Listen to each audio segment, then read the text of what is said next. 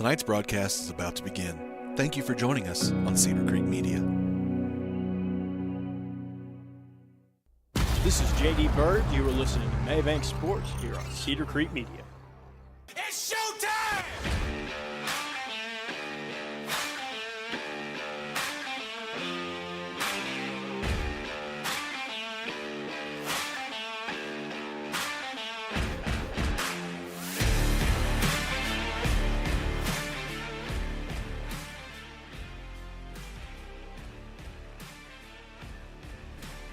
All right, welcome in, folks. Taylor Honey. And J.D. Bird. We are Cedar Creek Media. We're excited to be here for the first, you heard it, the first YouTube broadcast since that pandemic we're not going to talk about for the Mabank Panthers football team. Of course, we had the volleyball just previously, just a little bit ago.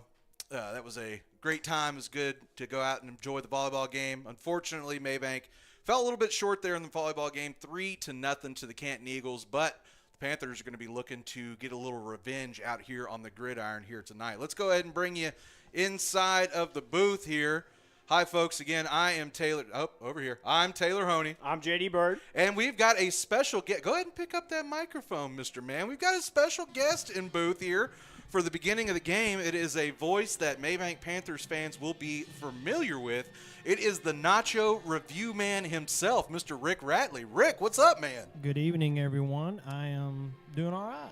You see, and look, you can't hide from everybody anymore. Now they get to see exactly what you look like. See how chunky I am? Yeah. Well, Rick, tell you what, I just for old time's sake, and it's been a couple of years, when you walked up here, you were munching on some nachos.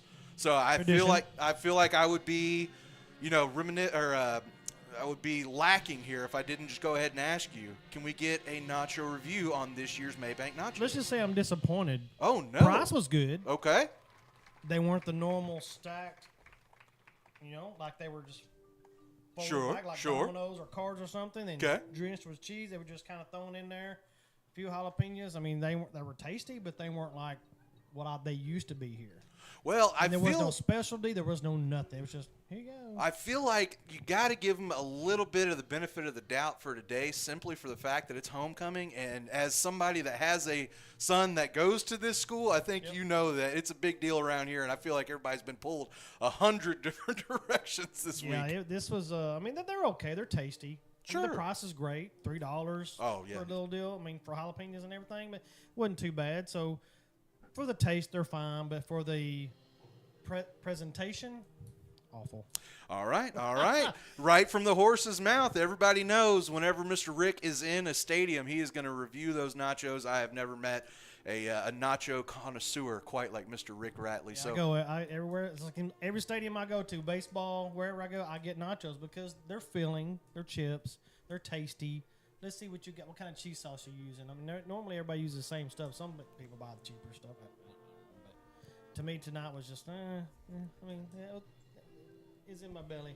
Hey, as a nacho connoisseur, I would expect no less than an honest review from you, Mr. Rick. One of these days, somebody's going to get the white queso and put some beef in it and whatever else in it and make them nice and tasty. Like, I think the one year we were in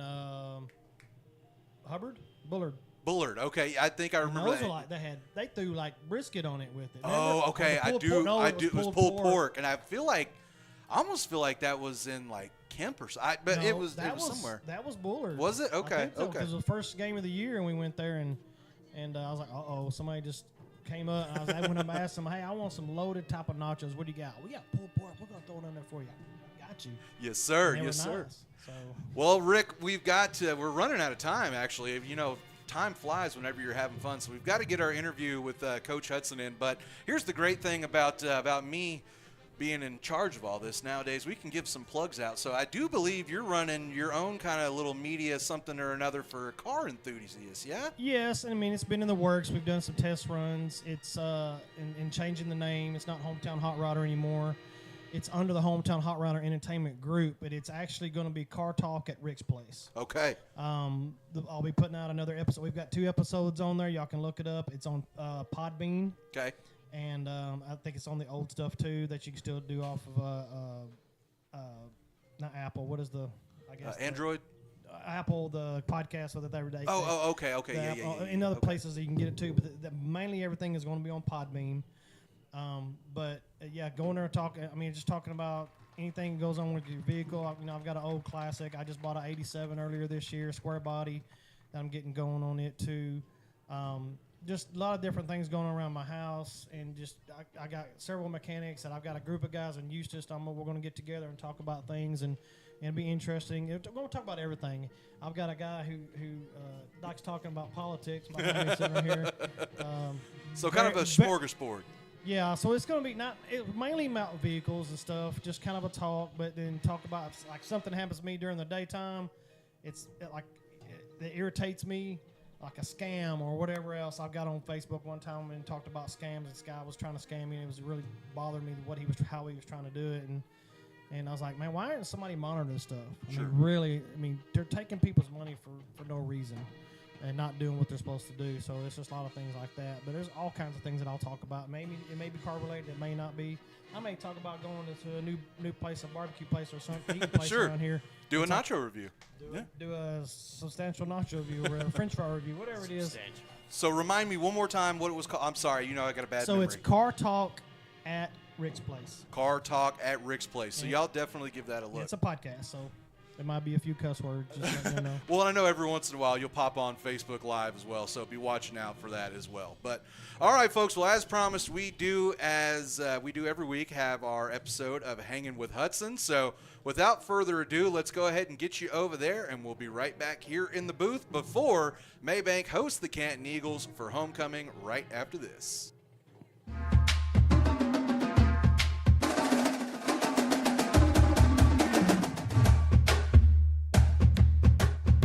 All right, so once again, Hanging with Hudson, Taylor Honey, Cedar Creek Media, and of course the athletics director and head football coach of the Mabank Panthers, Coach Zach Hudson. So, Coach, 1-2 now, going into a big week here.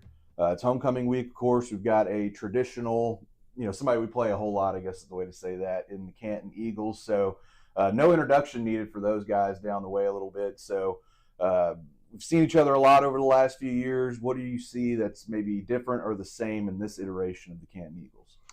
They're still big up front. They've kind of gone to a run game style offense. Their quarterback hurt his elbow, I guess this summer. I'm not real sure. I'd be lying if I said when. But so he was out. I guess he's out for a little while.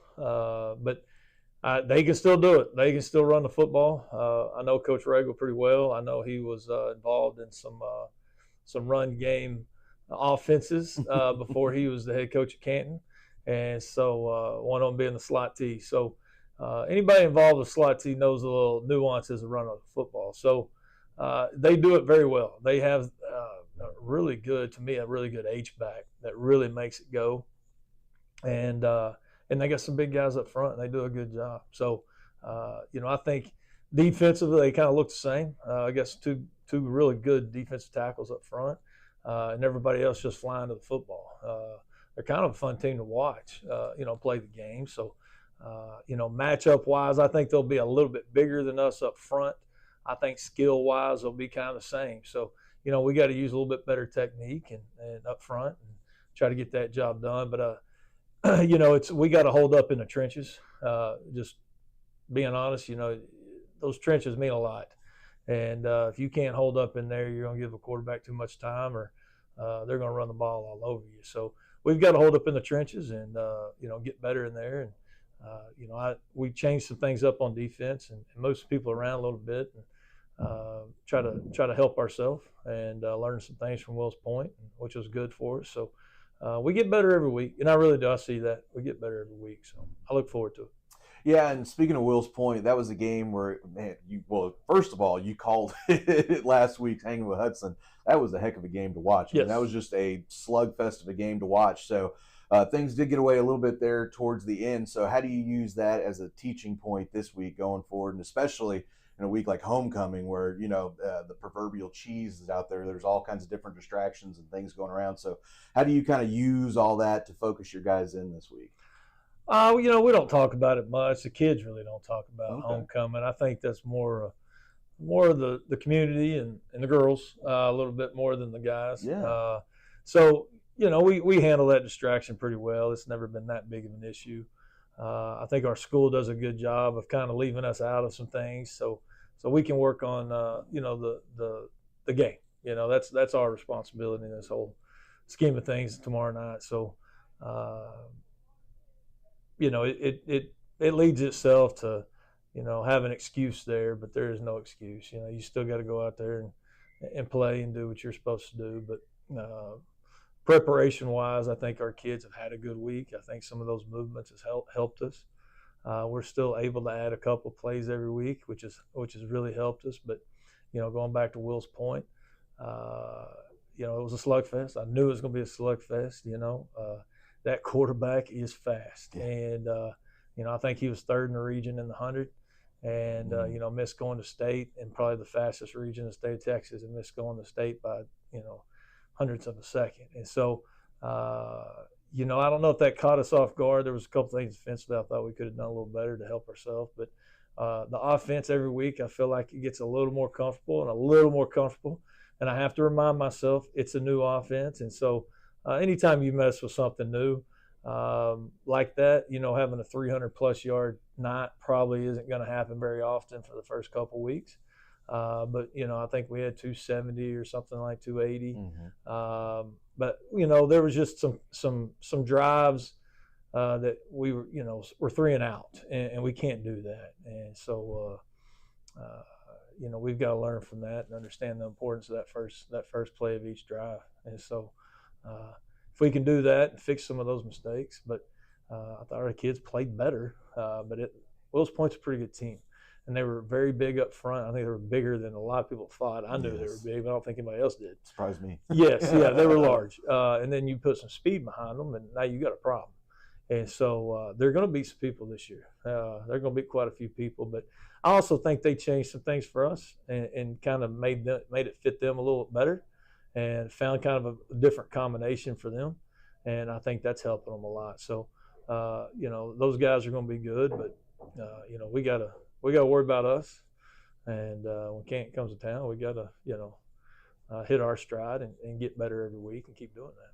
Yes, sir. And you were mentioning that I kind of said it on our broadcast, the maturity of the offense as well, kind of things falling into place. So, just philosophy-wise, as a coach, what are the things that you're looking for? Of course, there's successful plays here and there, but. Right. I'm not going to mention any play by name, but there was one play that definitely seemed to be in the arsenal all night, and it worked several times throughout the night. But, of course, now that's on film. So how, as a coaching staff, do y'all come together and tweak those things without giving away the sauce or anything? But just is there – before the season, have y'all already got a bunch of deviations going for that? Is it an evolving thing? How does that work out? Well, you have your plays, and what you put in and what you design into it is – can the kids handle it? Can the kids do it? There's some plays we have thrown out the door. Our kids are not built to do that play. So, as we go into some things, we try some things. We tried to play the other day, and it was like, we ain't doing that again. Sure. But a different set of kids might be able to pull it off. And so, you have to go by what your kids can do. And so, I think that we're kind of finding that out, where that puzzle piece is. And the more we do that, the better we get. But, when you start talking about, I know what play you're talking about, but everybody kind of sees it because it's got some misdirection to it. But, I think there's 6 plays off of that. But can we accomplish those 6 plays? That's just one play off of it that, we put in last week and it works. And, we've gotten better at running it, and the linemen are getting better at blocking it. And so it is not something crazy or anything like that. But, I think that, we added some plays this week, and we're kind of done adding. So now we've got to, we said when we hit district, we're done. We have to go out there and run a play after play after play and get really, really good at it. So hopefully some of those new plays will help us, and we continue with the others and make it all blend in together. But, there's so many times in a game you go out there, that play ain't working, and it was there. It was just somebody missed a block or somebody blocked the wrong guy or something. And so, you look back on film, but man, I never shouldn't have stopped running that one. You kind of learn by those things and learn how your kids block. And where they place themselves and what's successful and what not successful. So, we just got to keep getting better, and I feel like we are. I feel like our kids are. Everybody's showing up for film, and everybody's, here at 7 in the morning watching film, and so it's nice to see every morning seeing your kids walk through wanting to get better. So I appreciate that in them, and we're playing good football. We just got to play a little bit better football. That's why we're in games. That's why nobody's running away with it or anything like that. The other night was a 3-point game until the very end. You look up, you're 10 points behind, and it wasn't a 10-point game. It was back and forth the whole night. They just, we punted, and you had your choice. You're down 20, punt or go for it on 4th down and give them a freebie real quick. And we decided to punt it, and we needed to stop. So we got it done though. Yes, sir. Yes, sir. So we're a month into the season now, and people don't really think about it, but that actually means you're about 2 months into the season for you guys now. So, what have you seen the growth of your team over the last 2 months? Well, I think they've grown up a little bit. There were some different personalities that had to know how to coexist and stuff, but I think they've grown up a little bit. And it's kind of a senior heavy team. So, you still got to find, those leaders and stuff like that. But I think, from start to right now, I think we've grown up a little bit. And they've gotten used to us and used to the philosophy and understand what's coming next. And but they've grown up a lot. Yes, sir. And, so spoiler alert for everybody, we won't be here next week for Hanging with Hudson because, of course, it is a bye week. Right. So what do you do next week? Of course, we got to take every day at a time, so I'm not asking you to look forward or anything. But next week, how do you use the bye week? How does everything continue on? What does a bye week look like for the Mabank Panthers? So we give the kids Saturday and Sunday off. Usually we bring them in on Saturday. We try to give them the weekend off. We use Monday like a Saturday, where we watch the film, do a little lifting. Then we use Tuesday like a Monday. And Tuesday and Wednesday we work on us. That's all we do is work on us. And then Thursday, Friday we work on our next opponent. And so that gives us an idea of, where we're headed for the, scouting report and stuff for the next week. So that's what we do. And we do it every year. But Monday and Tuesday, it is us. We do not worry about the opponent, but whatever we're messing up, we got to fix it. And we get really good at that, and then we move on to the next opponent. Yes, sir. Yes, sir. Well, hey, as always, Coach, we appreciate your time. Thank you. We'll see you in a couple weeks. Yes, sir.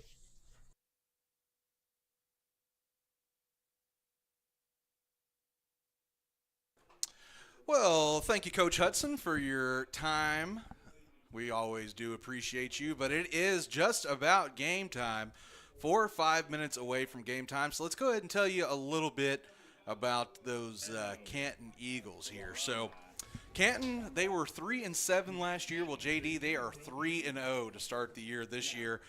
They've had traditionally a pretty good quarterback, or not traditionally, but they've had a pretty good quarterback over the last couple of years. I believe his name was Nathan Turner. From what you heard from Coach Hudson there, it sounds like he had an injury at some point during the summer or something like that. So, unfortunately, he is not going to be able to play here today, as I just realized. Look, JD, we were talking about this earlier. I apologize, folks. I just had a squirrel moment, but our new technology here has a scoreboard down there, so we don't have to worry about getting you the score. So there we go. How about that? Even better. All right, so anyway, sorry about that. But anyway, they've switched over one of their running backs over to quarterback. That is number 0, Reed. And if you're Reed's family, we do apologize. I'm sure we were going to pronounce this wrong on the fly quickly a few times tonight. Reed Van Noorsdale. So Reed Van Noorsdale, again, was a running back for this team, been moved over to quarterback, and seems like he's kind of had the sauce for him, JD. Again, going 3-0 so far on the year. They were down early last week to Paris North Lamar, ended up coming back and winning that game. So they seem to have been a resilient group. Last week, Mabank had a little bit of trouble with that quarterback option. That's definitely something that's in play again today, is that quarterback option. They do have as we said, he was a running back. So have a speedster back there at quarterback. So if you're Coach Hudson or this team, what are you doing to try and key and make sure that you're doing everything right this week as opposed to last week when you gave up a whole bunch of yards to the Wills Point quarterback? Yeah, I mean, for them, first off, it's going to have to be that front defensive line. They've got big number 77 who always does work up there, but got to make sure that he's fulfilling his job in the middle. The ends are working on the edge there, keeping everything contained, going through the middle, and the linebackers need to fill the way that they're supposed to just thwart any kind of running opportunities that Canton may try to find for themselves. Well, it looks like we're going to get our first taste of the Canton Eagles offense quickly, as Mabank will be kicking off here to start the ball game. Of course, that is a Coach Hudson preference. I mean, I think that's a most coach preference, actually. And, of course, it's going to be Romero to kick it off. So big, high bouncer, and Canton going to swat it out of bounds right at about the 23-yard line. Can't say that I've ever seen that happen before, JD, but that's either a new way, it one does for work me. out. That is a new one for me as well. Yeah, swatted it out of bounds there. Kind of strange. That was exactly what I was going to say. It must be like a fumble. But either way, that is going to bring out the quarterback, Van Noorsdale, to run the offense here. Starting running back, Avery Wilson. Very shifty runner. Something to watch out for. And it looks like they're actually going to have him in the H position. Okay, that was another thing I had written down in my note sheet that I left at the house. Is lots of motion, pre-snap motion for Canton. It is going to be Wilson to get the first carry of the ball game. Goes on the right side, picks up about 5 yards. So they mainly giving you a look and then changing the look and see what the defense does? That's exactly it, Mr. Rick. That is exactly it. So will be a pickup of, they're going to call it 4 yards. So 4-yard pickup for Wilson. Again, going to have some pre-snap motion here for the Eagles. Looks like some early fumble on the ground. Bouncing around. And it looks like the defense has got it. I concur with you, sir. That is Mr. Foot right there coming up with the ball. Blaine Foot. And Mabank going to be set up with great field position. And again, against the team that has had a hot start to their year, that is definitely what the Dr. Cook started up. Snap was a little bit high on it looked like it was high and maybe a little bit late. As I said, it looked like there was some motion before the play even started on the right side of the line. But either way, results in Mabank taking over possession here. So here is going to be Penland. He's going to hand right off the middle to Ranford. Ranford not going to get too much on that one. It's like they're going to give him right at the line of scrimmage. Looks like they may give him a couple of inches. That is it.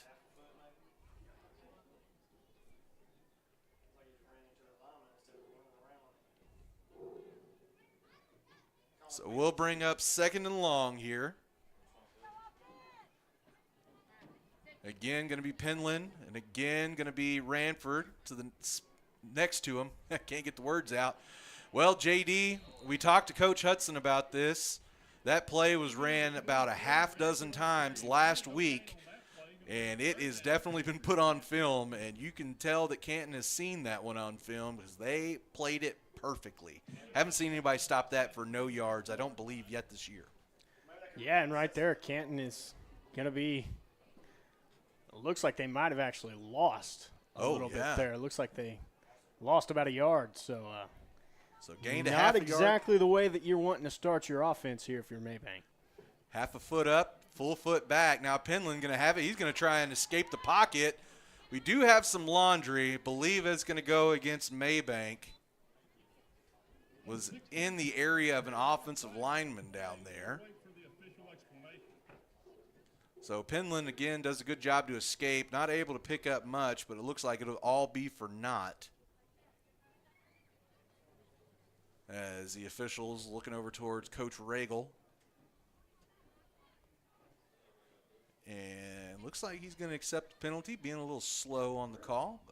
No, it looks like he actually declined that one there.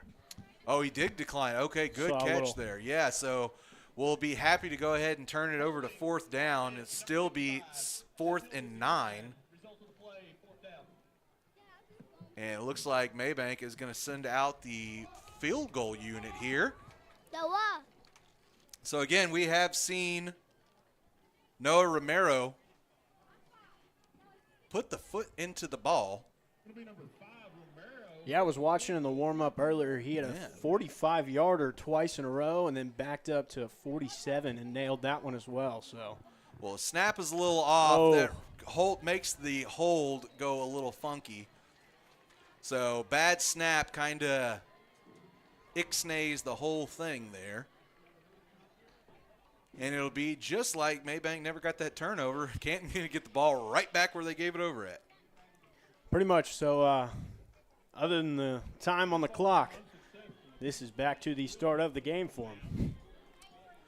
Well, everybody just needs a little reset here for homecoming. Got a great homecoming crowd here tonight. If you're not here, we do apologize. We're happy you're here with us on YouTube, but it is definitely a sight to see. I always love seeing these stadium stands packed out all the way. Matter of fact, they're all the way to the food line over there, standing on the rails as well. So Canton going to start off with a run to the left. That is Wilson. Going to pick up about 2 yards on the play. So he has had the 2 largest plays of the day so far, 2 yards and 4 yards.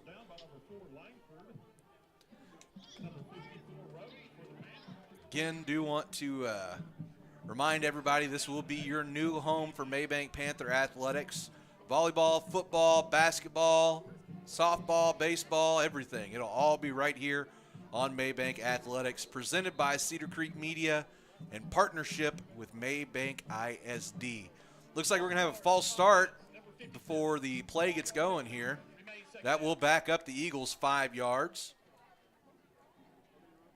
Give a little cushion here to the good guys in green.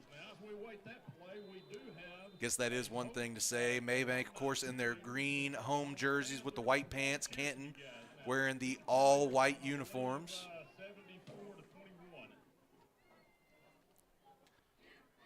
A lot of motion here for Canton for this play. Snap is back. Quarterback looking, surveying, overshoots his man. That is Van Orsdale with his first pass of the game. Trying to find a man leaking out there. I believe that was number 6 on that he was trying to get to. That is a running back, Dylan Jaskula. I believe it was actually number 18 for him, Mr. Ethan Lewis. Trying to catch that seam route. Well, JD, we are back to being all the way up here in the booth, so your eyes are, again, once important. You get spoiled sitting right there on the sidelines for the volleyball game. Yeah, that was impressive seating that we had earlier today, and now we're all the way back up here having a try look with the eagle eye. Well, Canton doesn't seem to have an eagle eye right now on their snap count. Another false start. I believe that time going to be called against the receiver, number 1 there. That is Mr. Carson French, another big part of this Canton offense.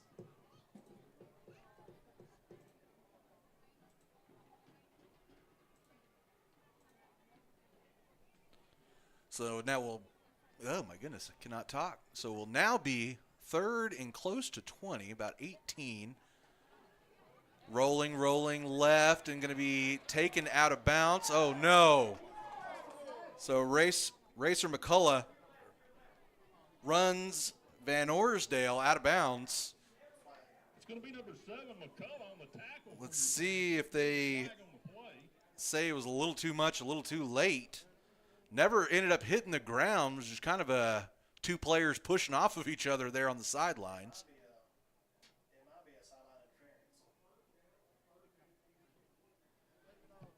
Still a conference going on here. Coach Hudson wanting some face mask called. Ugh, that is a big one right there because that is an automatic first down. Yeesh. Killer right there. So Canton will now take over possession on their own 35-yard line with a fresh set of downs, 10 yards to go. Van Orsdale looking down on his play sheet, has Wilson flanking him to the right. Sends a man in motion, that's French. Fakes the handoff to French, hands off to Wilson. Wilson doesn't find much. Tries to go right up the middle.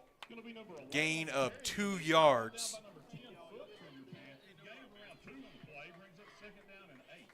Not a whole lot of offense has been played in this game so far. Really, that penalty was the most either team has been able to pick up yardage-wise. Yeah, it's been the big play of the game so far. Now, French went in motion again. This time they're going to hand off to him. Makes a nice move and is going to escape. And fumble! Ball's bouncing around. Looks like Canton going to be able to fall back on top of it. Mabank had the first shot at it, not quite able to fall on the ball. And good heads-up play there by the Eagles to get back onto the ball. And that'll take it all the way into Mabank territory, sitting on the Mabank 42, and Canton looking to go a little fast here. We used to call this NASCAR formations back in the day. This time, handoff again, going to go to Wilson. Ball comes out again. So Canton having trouble holding on to the ball here. Looks like they will gain or keep possession. But something to keep in mind here. Mabank is obviously not happy with the way things started out on offense. Defense trying to do a little carrying of their own.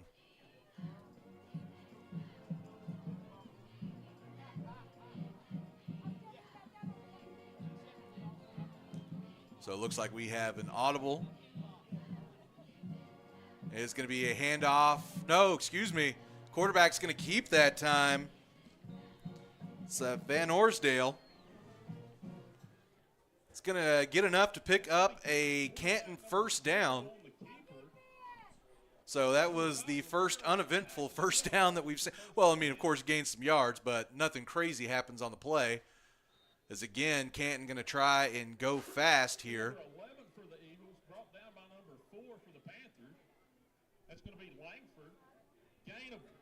Only a yard on the carry for Canton will bring up 2nd down and 9.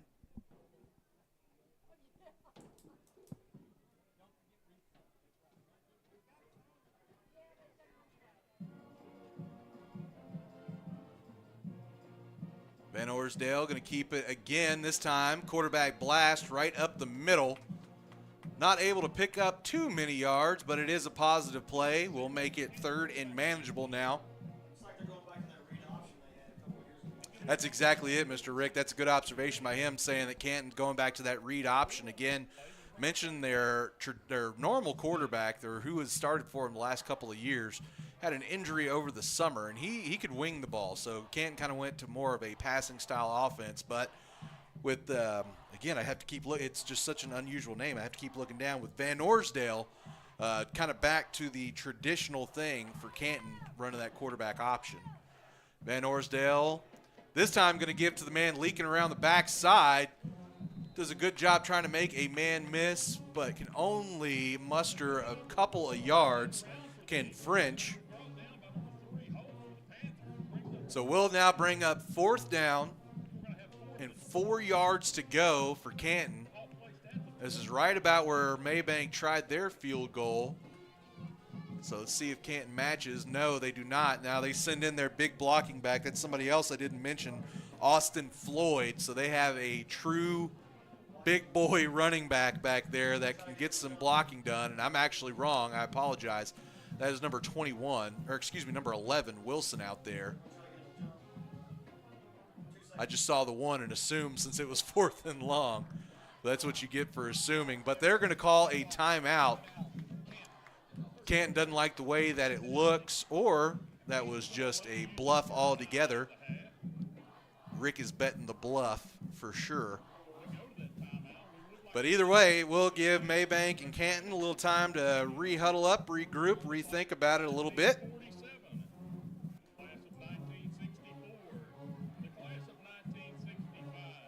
So we've seen some exciting beginning of games the last couple of weeks, JD. It's kind of just been, I don't want to say a slog. Definitely hadn't been a slog, but kind of been a slower start to this one here today. Yeah, the offenses took a little bit to really kick into gear.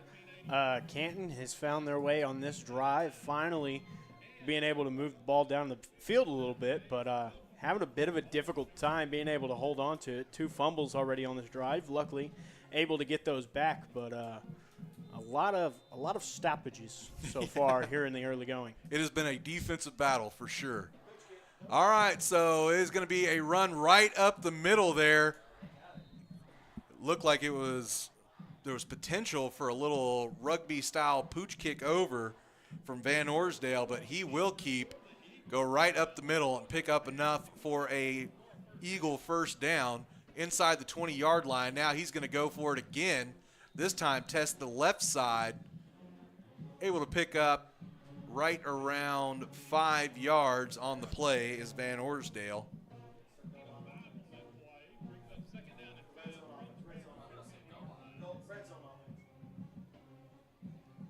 And he's going to keep it again, this time flowing right side.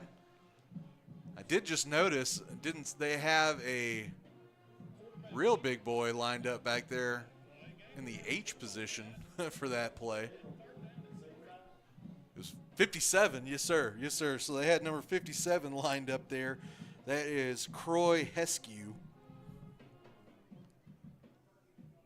Let me put it this way. If you're wearing a number 50 and you're in the backfield, that's not your normal position. No.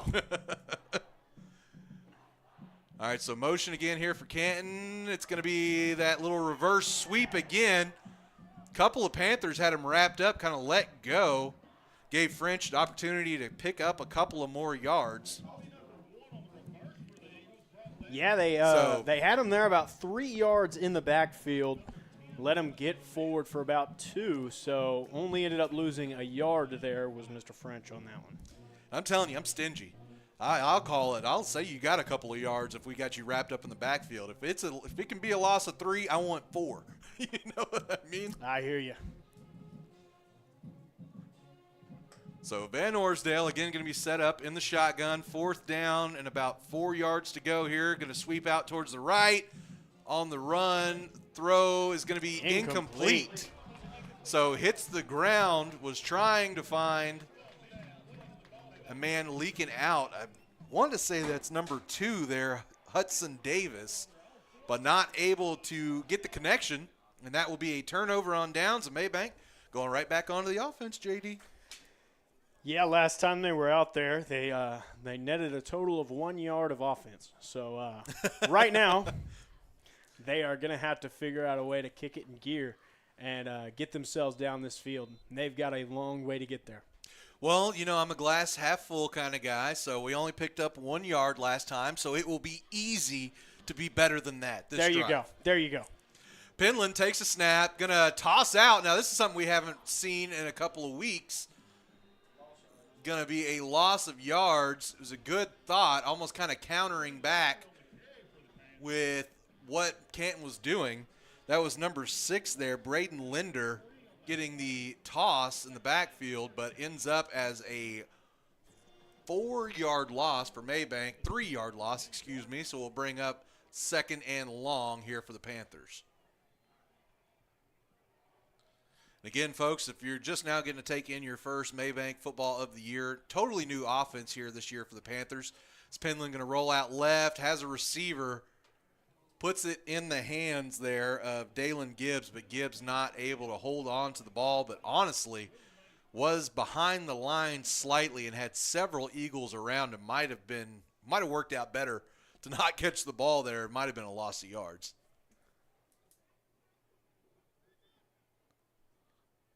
And one other thing I wanted to mention, folks, is if you look in the bottom left-hand corner of your screen there, I know it's not very big, so it's a little hard to see, but that is the new scoreboard out here at Panther Stadium. That's not a graphic we have up. That's an actual camera taking a picture of the actual board as Penland takes a snap, sends one deep, but overshoots his man there, number 17, Maddox McCrossan, by about 5 yards. So we'll bring up 4th down, and it will send out Rev Neighbors. First time we've said his name tonight, but he will be on to punt. Strong safety punter, Rick. You don't see many of those that play strong safety, tight end, and punter.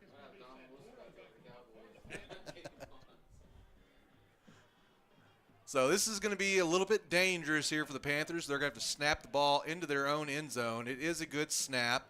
Neighbors kind of flat-footed that one a little bit. Not his ideal punt. Goes out of bounds. Let's see where they're going to officially mark this one down at. I believe they're going to say right at about the 40-yard line. And that is where they're going to place it. So my eyes are bad, but not that bad, JD. Yeah. So a bit of a short field here for the Canton Eagles as they are going to try to be the first team to go put up some points on the board. 2 minutes to go here in this first quarter. And again, Mabank has done so well on defense, and they have got that bend and don't break mentality. But it's going to be hard if the offense can't keep these guys off the field. I believe that's his first name. Avery Wilson. Gets close to first down territory. They're going to say he is just short, so 2nd and 1 now for the Eagles.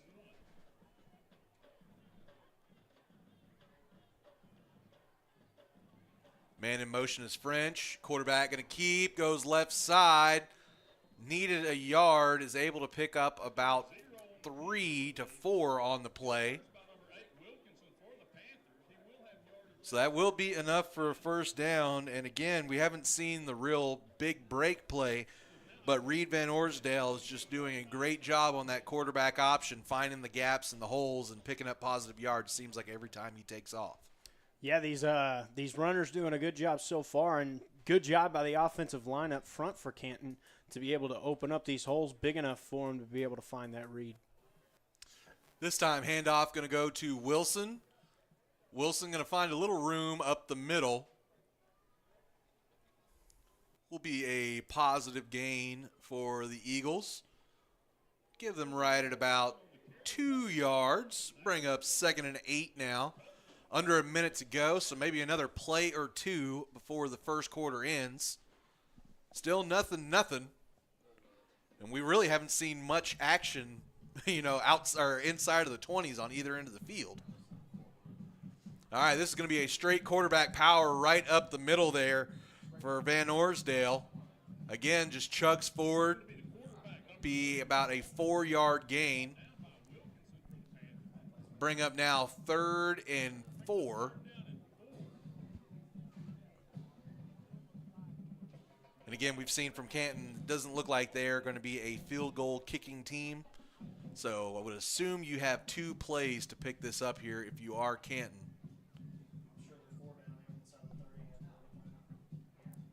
So it does look like there's going to be a timeout called on the field here. And that's going to be the end of the first quarter. All right, so that runs it out. I apologize. I missed that. While they take a break and flip the field, how about we do the same? We'll be right back after this here on Cedar Creek Media, presented by Mabank Athletics. All right, folks, let's get started. Parents, thanks for coming. As many of you know, I'm Coach Mather. Tonight I want to talk about the season, of which I only have one expectation, that everybody gets stronger. When I say get stronger, I'm not referring solely to physical strength. Sure, we'll be in the weight room, we'll be running stairs, but we're also going to focus on developing mental toughness and grit, because those are the characteristics that allow us to achieve greatness both on and off the court. So, how do we develop those things? By getting comfortable with a challenge, by cultivating the confidence necessary to overcome adversity in all forms. That's why I coach. That's my purpose. Every member of this team can lean on me, and I'll teach them how they can lean on themselves and each other. This message presented by the UIL and the Texas High School Athletic Directors Association. Have you noticed bad behavior has become normalized at interscholastic athletic events? Some fans seem angry. They lack civility toward one another. Some even get aggressive and unruly. Time out! What is going on? This has to stop. Let's not forget, school sports aren't just about winning. And they're definitely not an excuse to take your frustrations out on the official or the opponent. They're about teaching lessons like perseverance, respect, and empathy, so students can learn and grow as people, not just as players. We all have a role to play in setting a good example for our students and teaching them these important values. So fans, it's time to step up your game and behave positively at interscholastic athletic events in Texas. All right, and back to it here, Cedar Creek Media. Again, appreciate everybody for joining us here tonight. While we were away, Canton has a decent little play, but then it is going to be a unnecessary roughness penalty following. So that is going to back the Eagles up a ways. And we'll keep it at, So it will be first down. So since they picked up the first down, it will remain first down. But they're essentially in the same place they already were. Actually, a little bit back from where they were previously. I believe they were on the 21, so backed up to the 25 here. And, man, running tough there. Same man, quarterback, Reed Van Orsdale. Going to get pretty close to a first down. Actually think they gave him a little bit short on the spot. Will be 3rd and 3 here. And will be another chunk pickup here for Canton. So Canton seemed to find a little bit of juice here on this possession.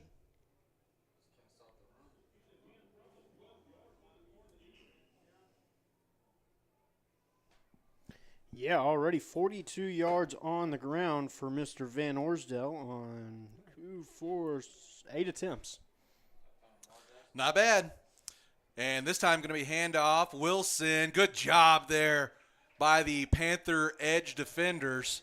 We've got some laundry flying. I believe it's going to be another personal foul on Canton.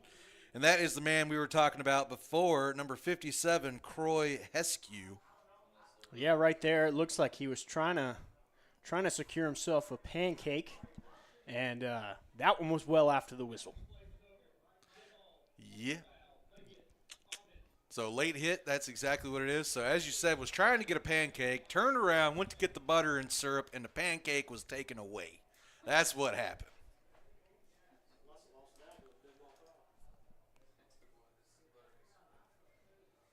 Another great thing, and JD, I'm telling you this just as much as I am telling the folks at home, having Rick Ratley be around every once in a while is a big gain for us as well, as he used to be a high school referee as well. So he's got some experience in this field. All right, so quarterback, again, going to keep. Ooh, that was that looked painful. I'm telling you, my old knees wouldn't want to go through that right there. But Reed Van Orsdale seems to get up okay after that, but twisted down by a couple of Panther defenders. Going to bring up 3rd and long here, very long at that, 26 yards to go.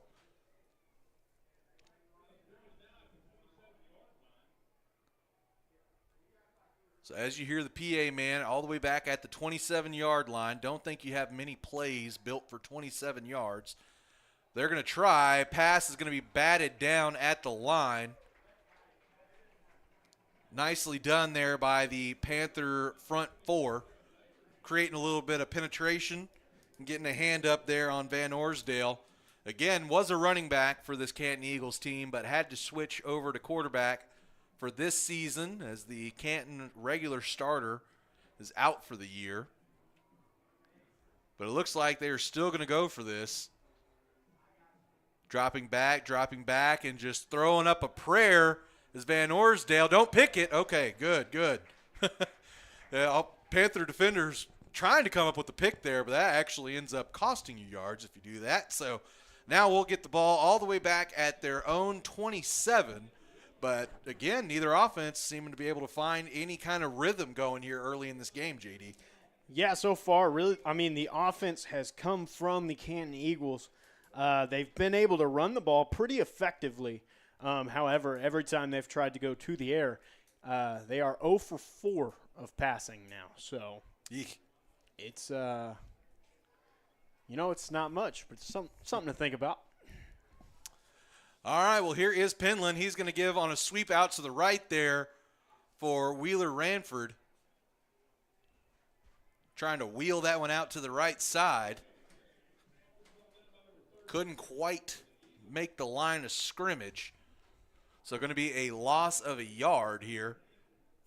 And if you're this Mabank Panther coaching staff, I almost wonder if you got to start attacking the inside of this defense. The outside stuff doesn't seem to have worked, and it looks like we've got a quarterback change here, JD. Caden Penland out of the ball game at the moment, and that is, I believe, Linder back at quarterback. And he's immediately going to throw the ball and be off on his first throw, so give him the benefit of the doubt. First quarterback snap, they ask him to throw. Just a little off target. But yes, confirmation here, as I can finally see down there. That is number 6, Braden Linder. So Linder going to be holding it down on offense, at least here for a bit. Sorry, I just realized our crowd noise mic was off. That was my fault, folks. All right, I believe we're going to have a free play here. No laundry thrown, but how about that? A little pump fake and completion there. So that is Braden Linder connecting to Gibbs there, Dalen Gibbs. And Rick was with me. Again, I'm not 100% sure, but do you remember Devin Gibbs? That was a very athletic receiver for Mabank here a couple of years ago. Wore number 1 while he was here. Yes.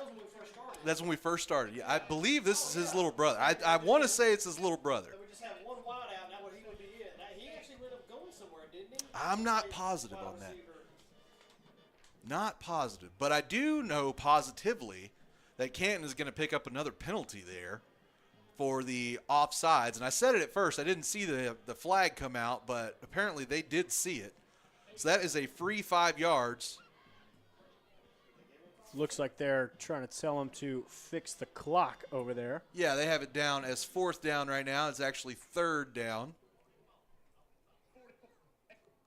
Looks like they're trying to get the time situated correctly. So 8:44 now on the clock. So 3rd and 6 to go here. Going to be a toss over. That is not going to get anywhere. That is to Gavin Foote. It's going to end up losing about 3 yards on the play. Actually, let's call it 4. So a loss of 4 yards on the play.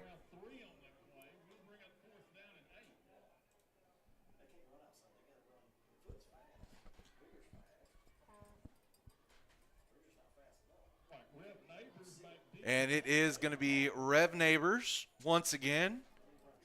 Set up to punt. Again, first punt for Rev wasn't what we're used to with Mr. Neighbors, so let's see if he can bring the boom on this one.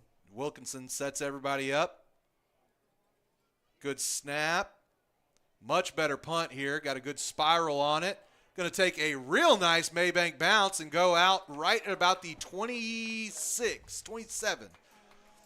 So will be a decent field for Canton to go down here. 7 minutes, 48 seconds remaining in the first half.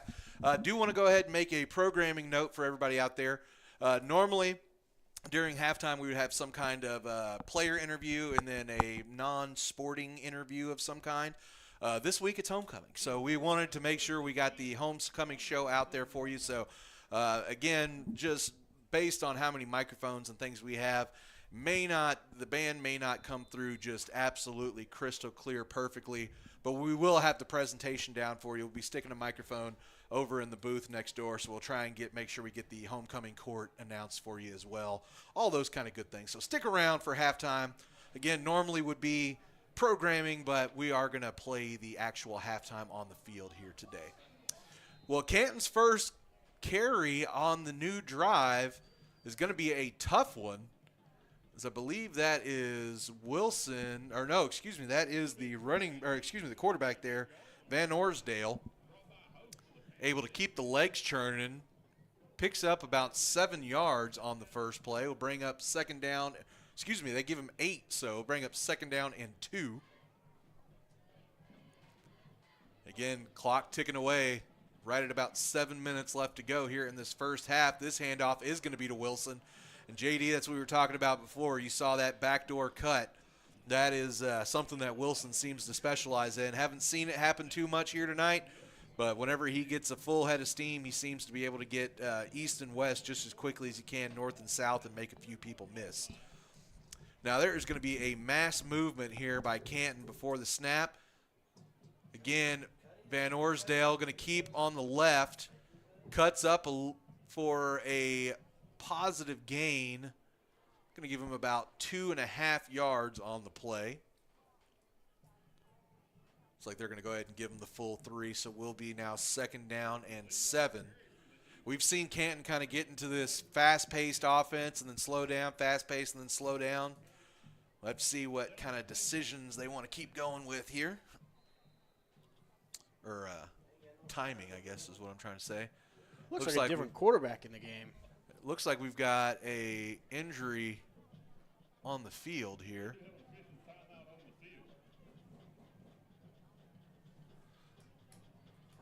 Well, JD, tell you what, while they take a short little break, why don't we just take us a little break? We're not going to go anywhere.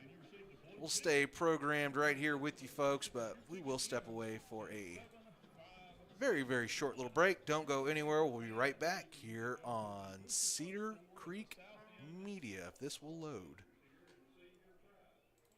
All right, folks, let's get started. Parents, thanks for coming. As many of you know, I'm Coach Mather. Tonight I want to talk about the season, of which I only have one expectation, that everybody gets stronger. When I say get stronger, I'm not referring solely to physical strength.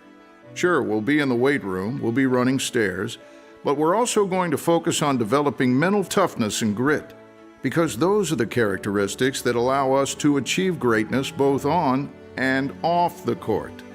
So, how do we develop those things? By getting comfortable with a challenge, by cultivating the confidence necessary to overcome adversity in all forms. That's why I coach. That's my purpose. Every member of this team can lean on me, and I'll teach them how they can lean on themselves and each other.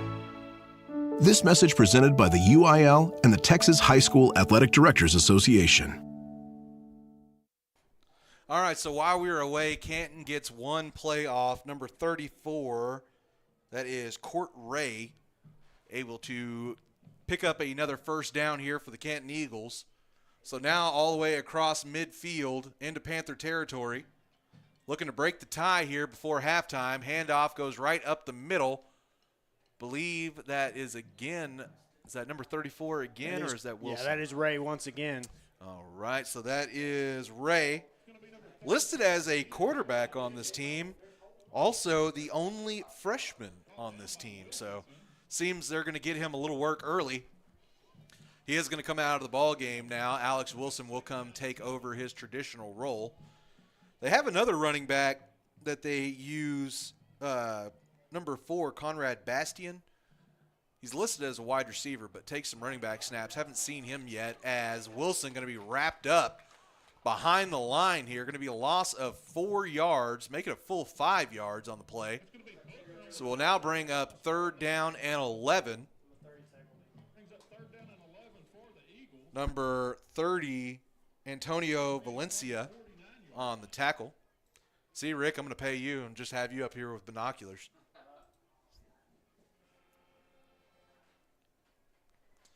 As long as you work for nachos.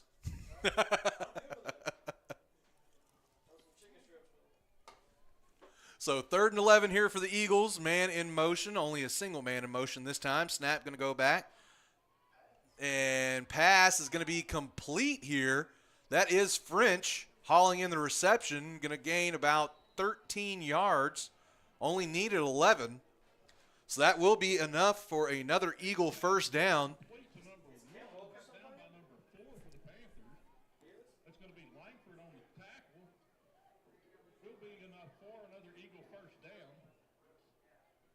I didn't catch who he completed it to. Yeah, so I believe it was French. I want to say it was number 1 French on the reception there. Not 1,000, but pretty positive. All right, this time going to be a quarterback keep. A little bit of a lazy, or not lazy, but sloppy pull there for Van Orsdale. Only going to pick up a single yard. Rick had just asked if Cam Wilkinson was playing the ball game. There you go. There he is. So he's related to my wife. His mom is my wife's cousin. Oh, okay. So a little connection to the Ratley family, huh? No, to the self. But yeah, Well, you know what I mean. She's married in with you. yes. She unfortunately has to claim you. Miss Tanya, if you're out there listening, hello. He's down. So knee is going to be down at the reception there. Believe that was number 18 that time on the catch, Ethan Lewis. But had the knee down, as he said, whenever he caught the ball. Texas high school football is like NCAA. If the knee goes down, whether you're touched or not, that is the end of the play. Unlike the NFL, where, of course, if you're untouched, you go down, you can stand back up and go again.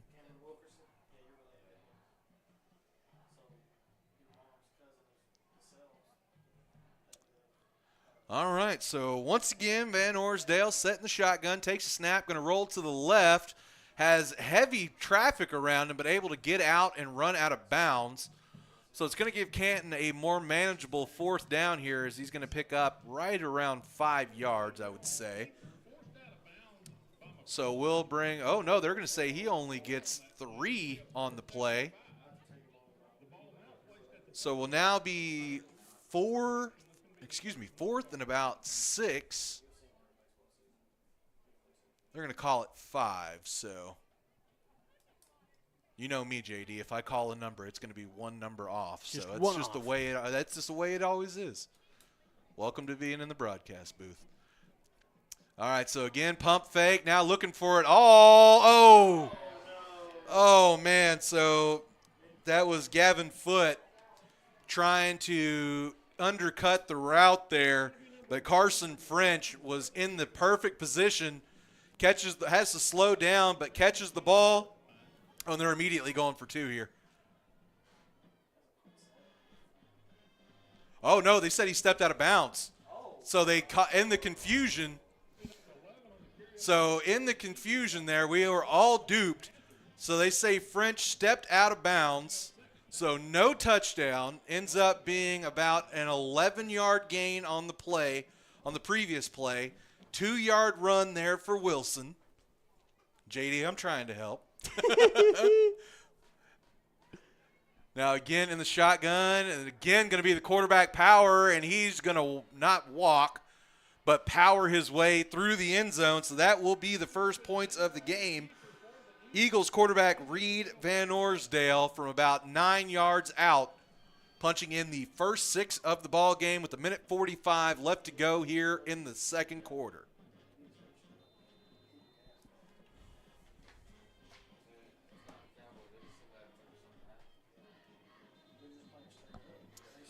We've got a little bit of laundry here before the extra point attempt.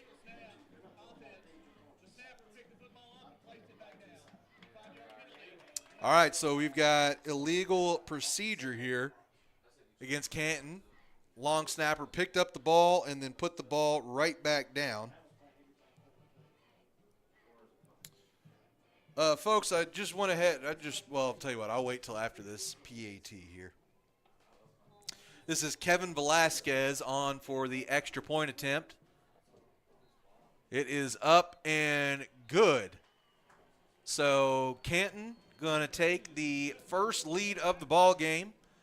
7-0. Again, homecoming night here for the Panthers. So I'm sure that's irritating. And again, JD, this Panthers defense has been playing incredibly all night so far. Really, really done a fantastic job. Unfortunately, have been asked to be out there on the field a whole lot over the first 24 minutes of play. And they just kind of got wore down right there. It was definitely not an easy touchdown for Van Orsdale.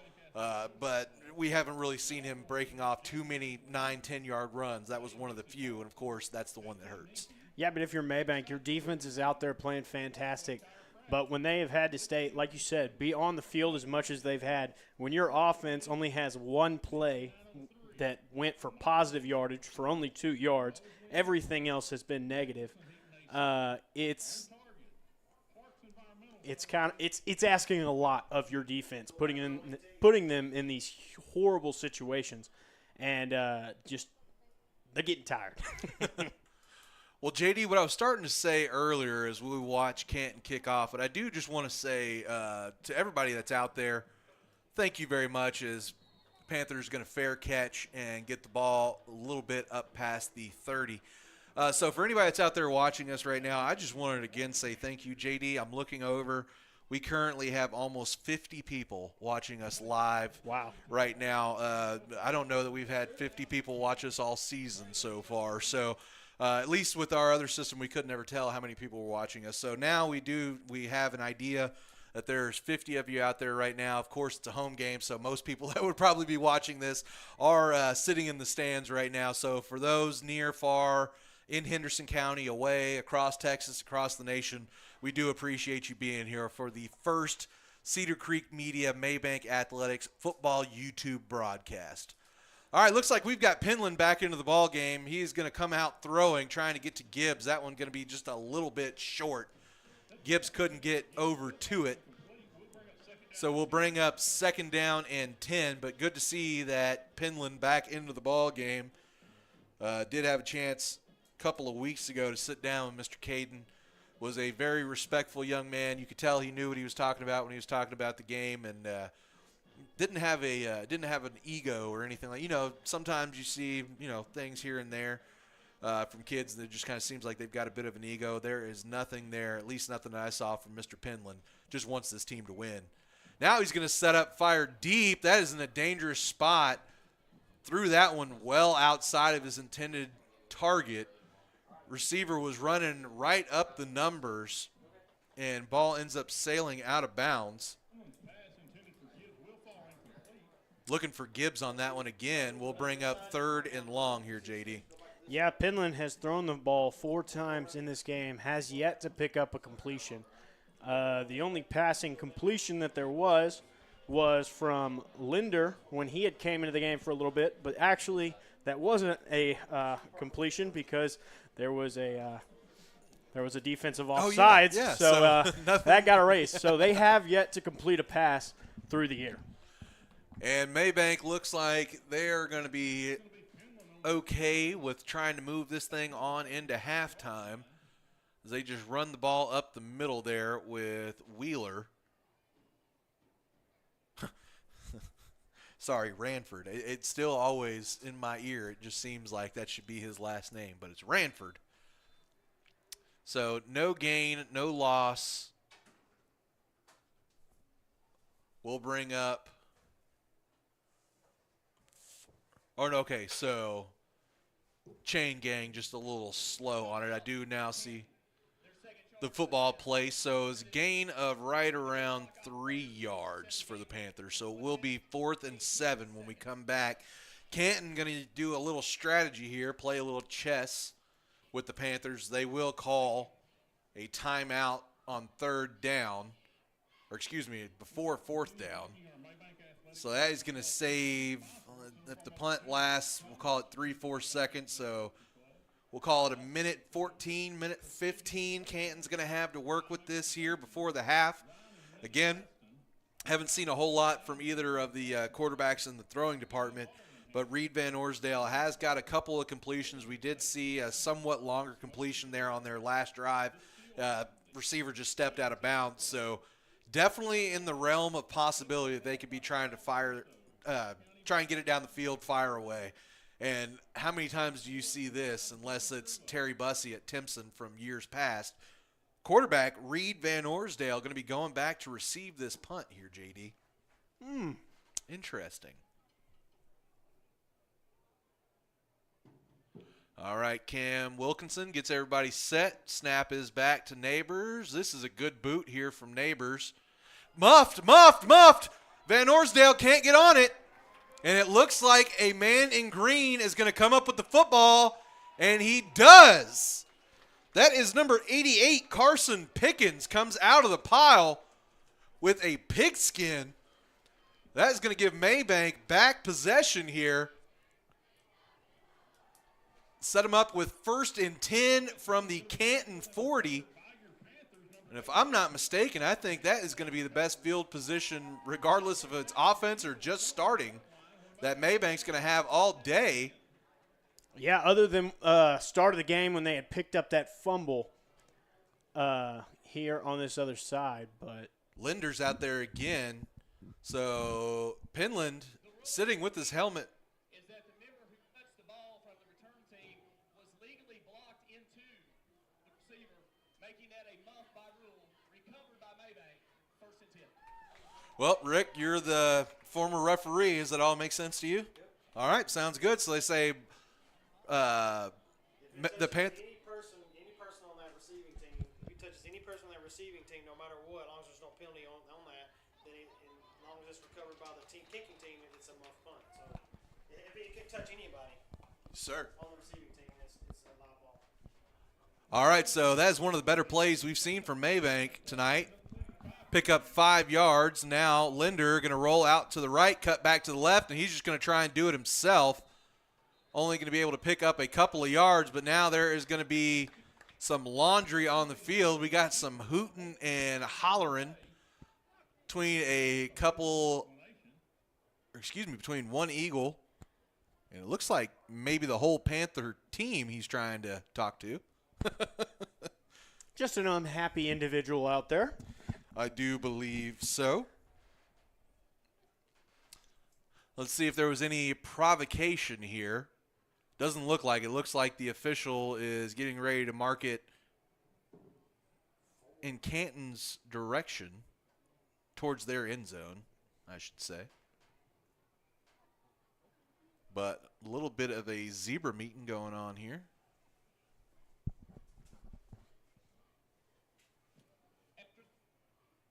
Dead ball.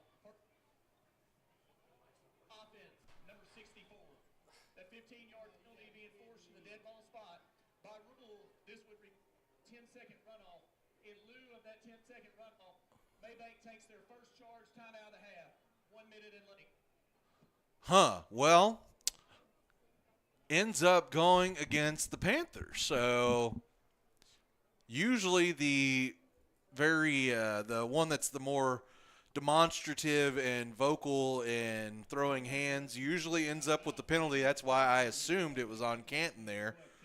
But it is not going to be called on Canton. It is going to be called on a Panther, number 64, Ryder Malone. So unsportsmanlike going to be called there. Really didn't see what happened, JD. I didn't either, to tell you the truth. I didn't realize that there was a problem until I had seen the kid from Canton hooting and hollering like you were saying. And yeah, and that was apparently those zebras saw something I didn't. So, well, that was Keegan Angle for Canton. But, there's a reason they're called zebras. Zebras out in the wild, they got to be looking out for, like, lions and stuff. So, I guess they got a good set of eyes on them down there. All right, so, again, going to be Linder. Interesting fact here, he keeps his gloves on when he plays quarterback. So, also plays wide receiver, more of the false start called that time on number 56, Joey Morrison. But yeah, normally he plays wide receiver. But even coming in at quarterback, he's still got those lime green receiving gloves on. Yeah, so after all of these penalties, that great field position that Mabank was given, they have now come back into their own territory.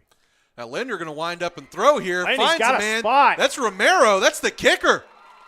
There are flags back here on this. The flag, Rick's calling for a late hit. As it is right now, will be a 34-yard pass completion. 2 flags on the play, no, right now it would actually be a 38-yard completion.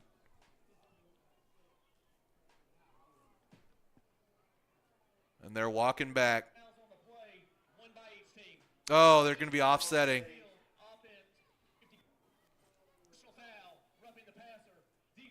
Oh, man, that's a big one right there. Unfortunately.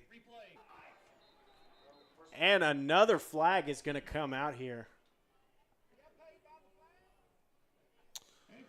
All right. Sorry, folks. Looks like we had a little bit of an internet drop here at the stadium. Do apologize. We're back to action here. JD, what happened? I was trying to get us Again, situated I'm not with internet sure. here. All I saw was yellow flags being tossed. Now a unnecessary roughness on the Mabank offense called on number 56, Joey Morrison. So things are getting a little bit chippy, and it's also going to be a 10-second runoff. If an offensive team commits a penalty like that in the later stages of a half or, of course, of a ball game. Yeah, and I think, they have the I believe they have the option to take a timeout for it. Here they're going to elect not to, and I think they just want to get to halftime at this point. Absolutely. Already clock is winding back. We are under 10 seconds. I severely doubt Mabank even runs a play here. Kind of sad for Mr. Linder, though. He's had 4 passes in the game. 3 of those 4 have been completions. Every single one of them have been overturned. Oh, man. Oh, goodness. Yeah, that's sickening. Well, folks, as we said, we're going to have some halftime entertainment here tonight. It is, of course, homecoming, as we said, so they're going to be doing homecoming court and all those kind of things. So, again, it's going to be a little bit of an untraditional type halftime for us here, but we do hope you enjoy it. Stick here. We'll come back when it's closer to the second half, get you set up, let you know some of the stats and things like that, some of the scores from around the area, and get you ready for the second half of football. So, again, don't go anywhere, folks. We'll be back here in just a bit. Again, we will be turning you over just to watch the halftime entertainment that is on field here tonight. So, will be no videos, anything like that. Just keep it locked in here. And, again, we will come back right before the second half. So, without further ado, let's go ahead and send you back on down to the field here.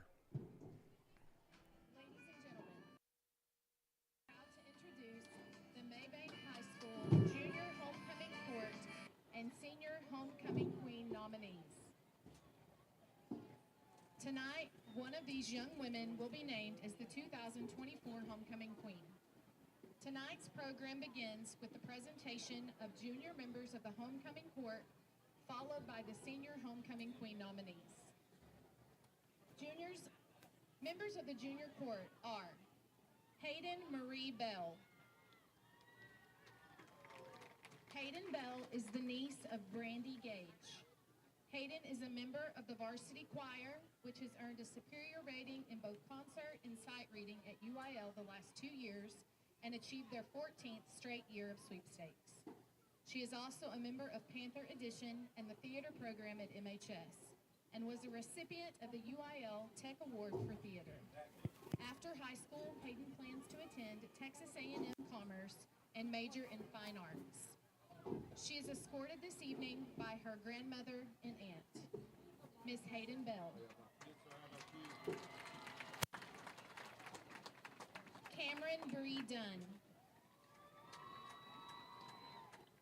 Cameron Dunn is the daughter of Blake and Amber Dunn. Cameron is a 3-year varsity cheerleader.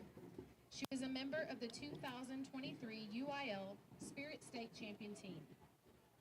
Cameron also competes as a competitive cheerleader at United Elite Rockwall, where she also coaches and teaches tumbling classes. She is a 2-time UCA All-American cheerleader, an NCAA All-American cheerleader, and a Summit National Champion. After high school, she hopes to cheer at TCU and pursue a degree in business. She is escorted this evening by her parents and would like to honor her brother, who is currently serving in the United States Air Force. Miss Cameron Dunn. Tegan Etheridge. Tegan Etheridge is the daughter of Daniel Etheridge and Patricia Neary.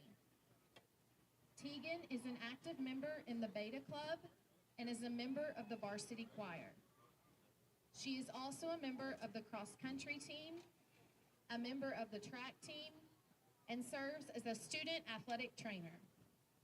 When she graduates, she plans to pursue a degree in kinesiology or theater arts. This evening, she is escorted by her parents. Miss Tegan Etheridge. Keely Reese Lane. Keely Lane is the daughter of Austin Lane and Dita Barnett. Keely has been a member of the Beta Club for 3 years and is a leader of the Jesus Club at MHS.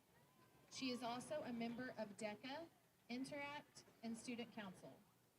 Keely attends Life Fellowship Church in Athens and Community Life Church in Kaufman. After high school, Keely plans to pursue a degree in business and marketing. She is escorted this evening by her parents. Miss Keely Lane. Holly Walton. Holly Rose Walton is the daughter of Sean and Jackie Walton. She is a top 10 student in the junior class and a member of Student Council and Beta Club. She has been a member of the varsity band for 3 years and the varsity choir for 2 years. She is a member of the First Baptist Church of Kaufman, where she serves on the tech team and plays bass guitar in the youth worship band. Holly plans to attend college and study to become a pharmacist. She is escorted tonight by her father and little brother, PK. Miss Holly Walton.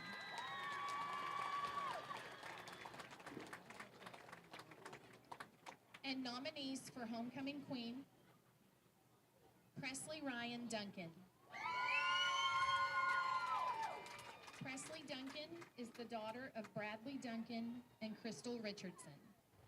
Presley has been a Mabank High School varsity cheerleader for 4 years. She has been to the UIL state championships, where they placed 3rd in 2022 and won the state title in 2023. Presley is also a UCA and NCA All-American cheerleader.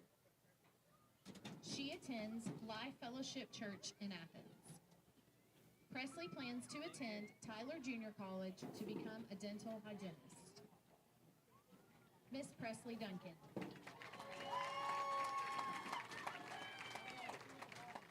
Trista Annabella Etheridge.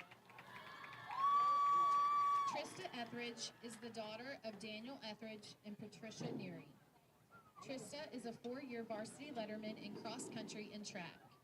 She placed 3rd in the 800-meter run at the UIL state track meet her freshman and junior year. Trista was the district and regional champion in cross country her junior year, qualifying her for the UIL state cross country meet. Trista has also been named Runner of the Year and MVP for both track and cross country. After graduation, she plans to run at the collegiate level in both track and cross country and plans to major in kinesiology. She is escorted this evening by her parents. Miss Trista Etheridge.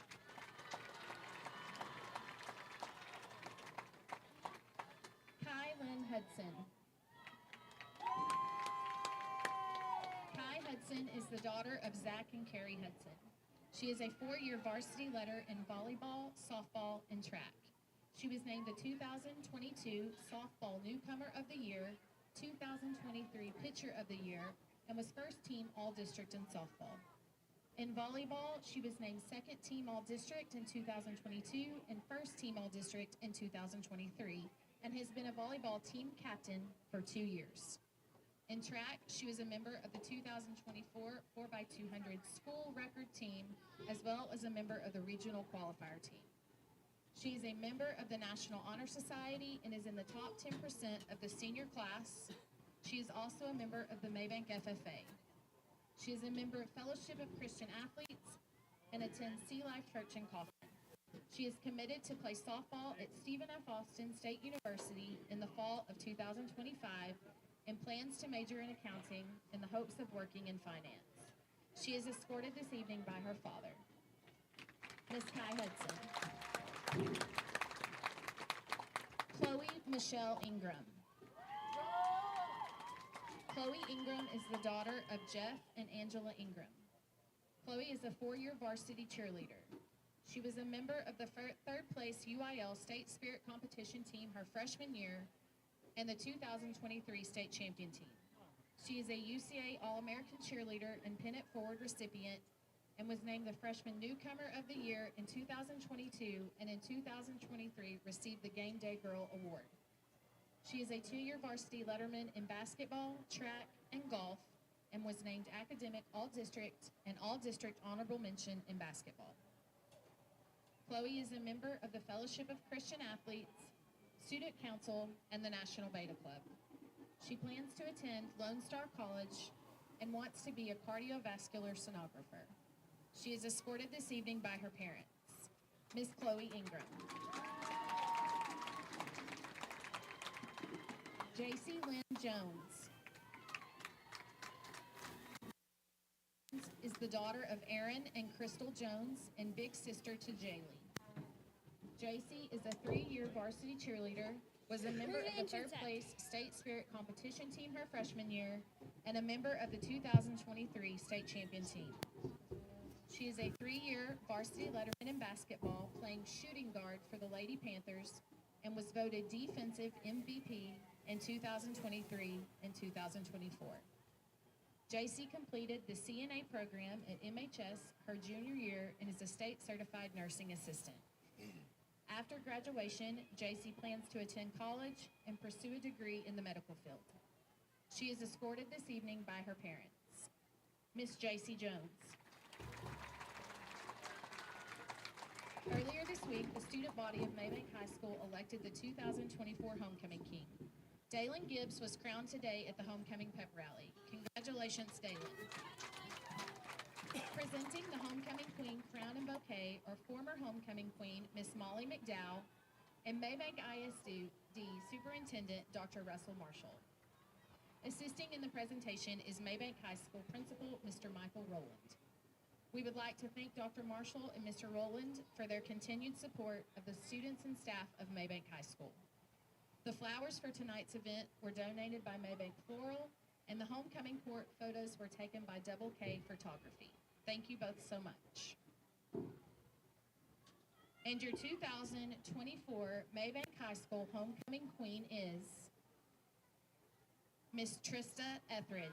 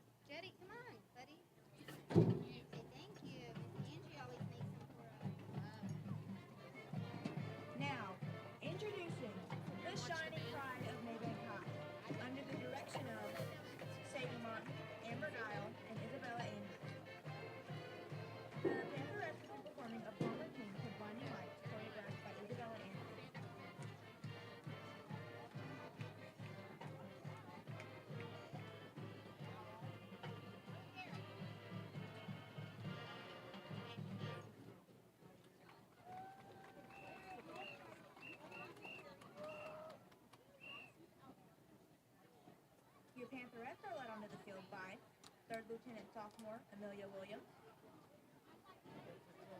2nd Lieutenant Sophomore Riley Cooper, 1st Lieutenant Senior Julia Kingston, and our Senior Captain Lexi Rivera. Your social officers are President Zoe Gunter, Vice President Cadence Bauer, Historian Amy Beckert, Chaplain Natalie Morales. The Pantherette of the week is Bella Stanley, and the Star Dancer of the week is Cadence Bauer.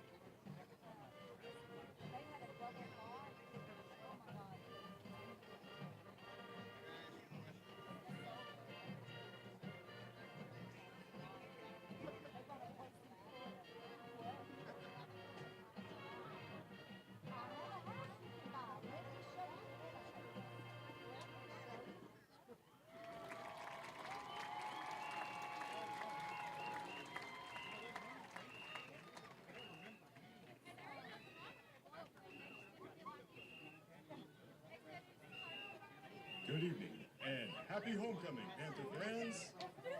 The Mabank Independent School District is proud to present their 2024 edition of their Panther Band, a performance of pride.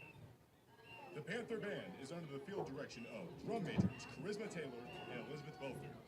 Our section of the week is our color guard. The Mabank Dairy Queen Senior of the Week is Michael Bennett III. Our band of the week is sophomore Gabriel Zileman. Our freshman of the week is Jennifer Ventura. And our color guard student of the week is Austin Frazier.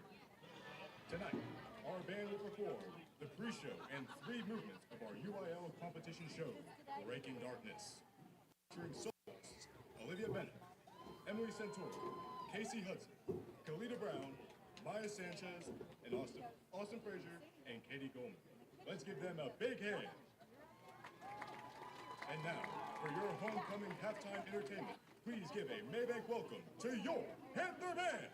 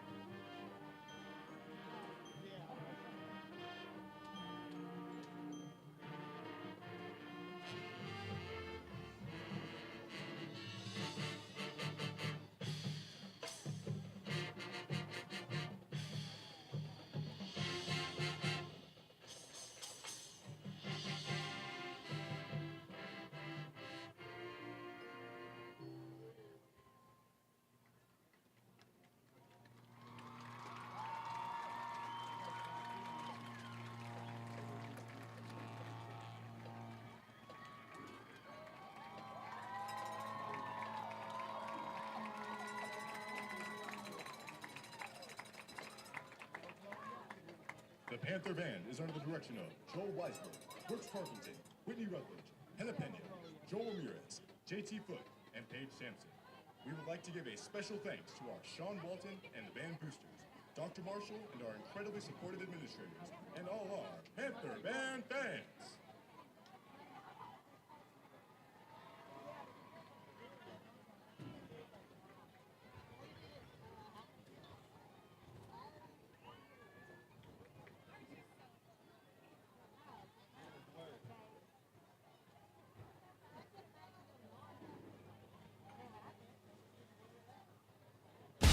Attention high school sports fans, are you an armchair official? You know, the parent or fan who constantly yells at the referees and loves to let everyone know just how bad you think they are. Well, if you think you could do better, then get in the game and prove it. It's time for you to suit up and make the calls where they actually count. Every sport in Texas needs more officials. Sign up today at highschoolofficials.com. Hey Mom and Dad, what's one of the most overlooked safety features in a car? Everyone checks for seatbelts, turn signals, and airbags, but when's the last time you checked your son or daughter's tire tread? K&S Tires and 7 Points cares about your family's automotive safety and offers a full line of quality tires installed by a team of experts to help give you peace of mind as your loved ones drive to work, school, or run errands around town. Stop by K&S Tire today, just south of the light in 7 Points, and let them help keep your family safe on the roadways all year long. K&S Tires, great tires at wholesale prices. What's the biggest myth about interscholastic performing arts? That you have to be the most talented or experienced to participate. The truth is, anyone can be a part of their school's performing arts. There are countless opportunities for students to participate, from theater, choir, and band to speech and debate. The bottom line, if you want to perform, there's a place for you.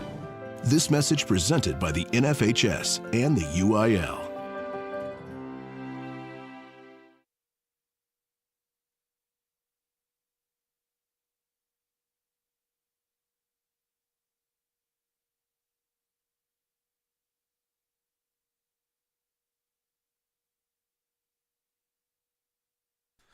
All right, back to it here. Taylor Honey. And J.D. Bird. And we got special guest Mr. Rick Ratley hanging out here in the booth with us today. Look, there he is giving a wave.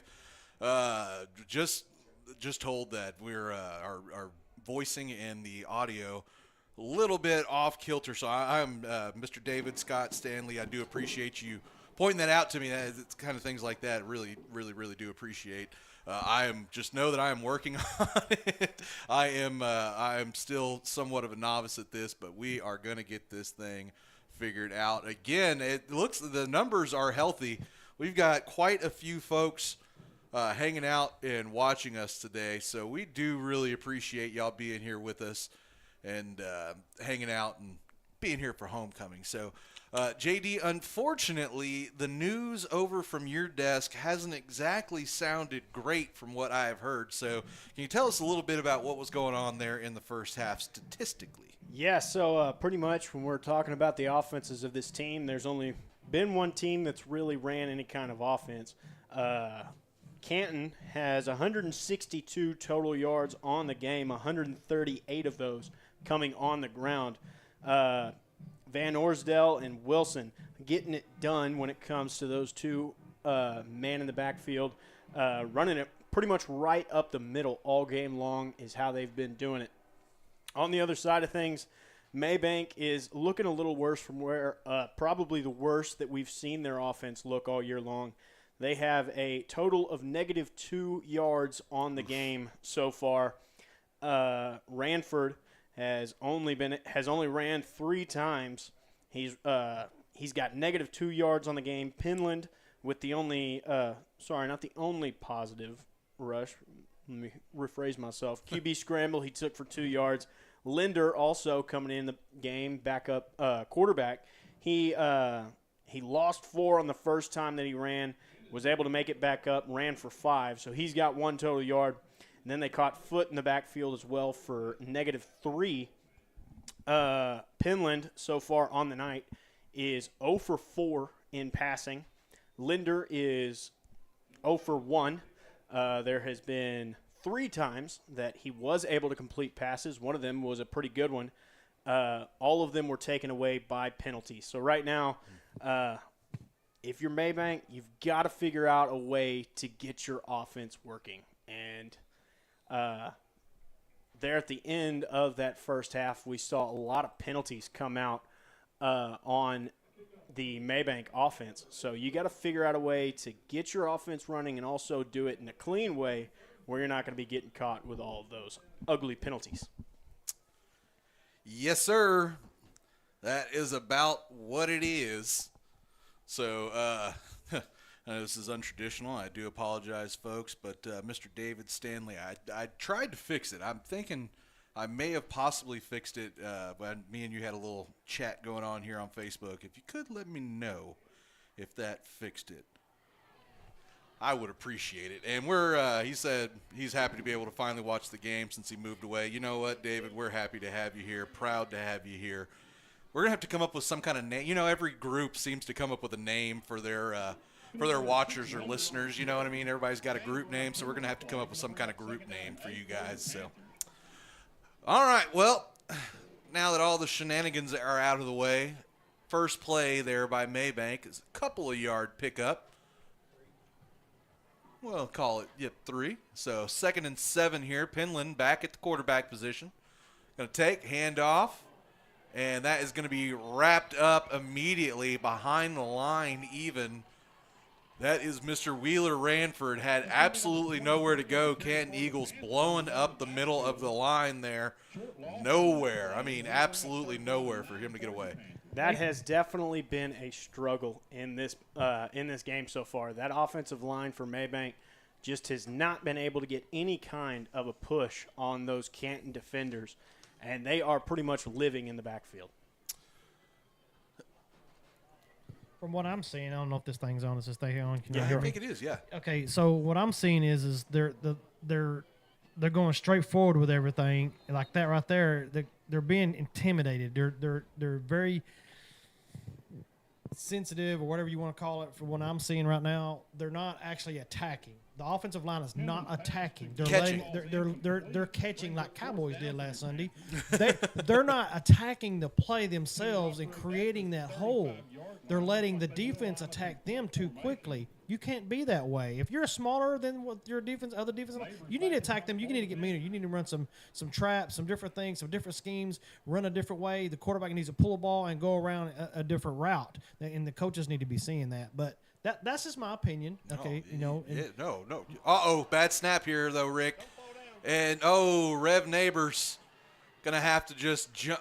Well, I don't think he jumped on top. He fell on top. So trying to scoop it up, lost his footing. Yeah, so ball skips back there to him, tries to do something with it. Coach is fired up now. I didn't get a chance to mention this a whole lot before, but I did say they've got a big D tackle there. That is number 99, Xavier Santiago, and I believe he was kind of part of the reason there. He wasn't lined up exactly over your long snapper's head, but was kind of angled towards him. I think long snapper just had a little bit of a I don't want to say a worry, but had a little bit too much of a thought there about the big nose tackle there, Xavier Santiago, right at him, and that's going to give Canton the ball in real nice field position here inside the 20, as we are going to start off the half for Canton with Avery Wilson. So Wilson trying to cut it out to the left side, able to pick up a few yards. We'll call it 4 yards on the play. We'll set up 2nd down and 6 now for the Eagles. And Rick, I'm sorry, I didn't mean to cut you off there a minute ago. You're fine. I was going to say, I was going to try to watch the linemen, see if they're actually stacking the box right now. They've got 4 down, 3 linebackers stacked out, and they're bouncing out. As soon as they get one contact, they're bouncing out. Yeah. So their offensive line is still getting a good push. It's not a straight up the middle. It's a cutout. As soon as you get to that original line, they're cutting back out. Well, that time, Rick, they're going to hand off to a big boy. That is Austin Tawater, and he is going to rumble it all the way down to the 1-yard line. So very sizable gain there for Canton, and they are now knocking on the doorstep of making this a 2-possession game. Mabank already down 7-0. Eagles knocking. Yeah, and you have to remember Mabank did open up this half with the football. Oh, that is very true. Quick 3 and out, and a bad punt puts Canton in position, and they will capitalize. That is the quarterback, Reed Van Orsdale, going right through the middle there. It was a tough fight to get through the middle, but he wins. And it is Kevin Velasquez now on to kick the extra point. Here's a little bit of a weird stat for you. Mr. Van Orsdale, on his last 2 rushes, they've been touchdowns. Oh, well, efficient, I guess you would call that. So, point after is good by Velasquez, but there is laundry flying up in the air after the play.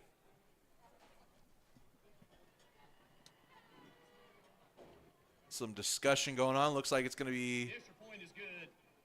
After the play, we have offsetting personal fouls against number 54 and number 90. Those fouls all set. All right, so that is Ryan Broyles for the Eagles. And they actually don't have number 90 listed here on the sheet on Mabank, so he must be a call-up. Hope you enjoyed the halftime. Again, kind of an untraditional halftime for us here. Normally would have some kind of interview with a staff member, another coach, something like that, as well as a player interview. But during homecoming, figured y'all would want to see that homecoming court. So just in case you did miss it, though, homecoming queen this year is Trista Etheridge, and homecoming king is Dalen Gibbs. So Mr. Gibbs out there playing right now.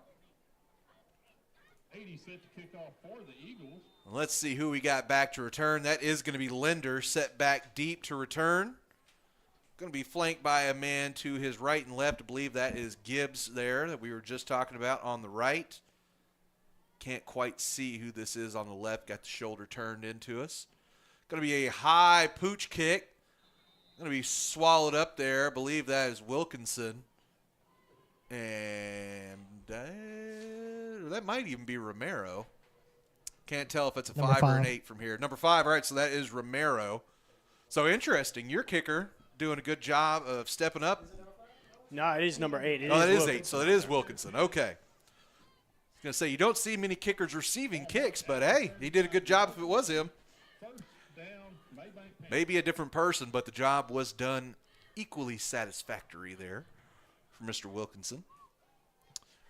So under 3 minutes gone here in this third quarter. Canton already putting some points on the board. As Penland going to keep this time, going to do his own version of the quarterback option. Looks like there was a bit of a dive for the ball. I'm not sure if it hit the ground there or not, but they're going to say it stays in Mabank possession either way.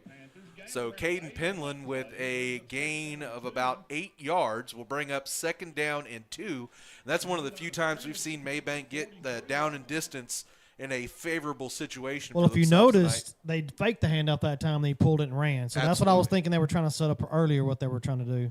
Yeah, that's a good observation there, Rick. And that's not something we've seen Penland do a whole lot, is to pull the ball and take it. So maybe another wrinkle they added here in for the second half. Running back actually going to run into Penland. Penland does a good job of staying vertical and delivering a strike. So that will be, I believe, his first completion of the day. Yeah, JD? Yes, it is. Catch is going to go to Linder, and it will be a gain of about a yard. So, hey, Linder finally has something positive happen for him on a passing play. I mean, he's had positive things happen, but none of them have counted. So a play that's in the passing game, and it counts, but this time he's at right receiver instead of out at quarterback. So. And Linder was the one on when we first came back from halftime. He was the first run that they had for 3 yards. So it looks like right now they're really trying to put the game in Mr. Linder's hands. Now, Penland going to go right up the middle here on 3rd and short. Looks like he got it. Looks like he got right to the line. You took the words right out of my mouth there, Rick. Needed one, and that's what he got. Yeah. I'm trying to see who this first contact is when they're running the ball. It seems like one of the Canton guys is like hitting those guys immediately. Maybe a linebacker or something. I did do a little studying before, and that was Xavier Santiago was kind of their wrecker. Big number 99, that left defensive tackle there, already down in his stance. He's one to definitely be watching out for. Penland this time going to swing it out. McCrossan had the ball in his hands, cannot hold on. So that one does not – we've seen a couple of errant throws from Penland tonight. That one does not fall on his shoulders. Now, McCrossan's not somebody that ends up with the ball in his hand a lot, but he seems to always – when he does get it in his hands, seems to always come up with a big play. I have seen a couple of drops from him this year, but, it's just the way things go. Yeah, that big 99 just went off the field, so let's see what that defensive line can do now. Ooh, good call. Yeah, lost his helmet on the previous play, of course. When that happens, you got to come off the field. So we got a bit of a counter play going on here as Penland starts right, cuts back left, and hands the ball off to his running back. That is Wheeler Ranford. First positive yards for Ranford. Ranford going to be able to pick up 4 on the play. We'll give the Panthers a little bit more of a more manageable 3rd down here. Yeah, and with that 4-yard pickup, Ranford now puts himself back even Steven at 0.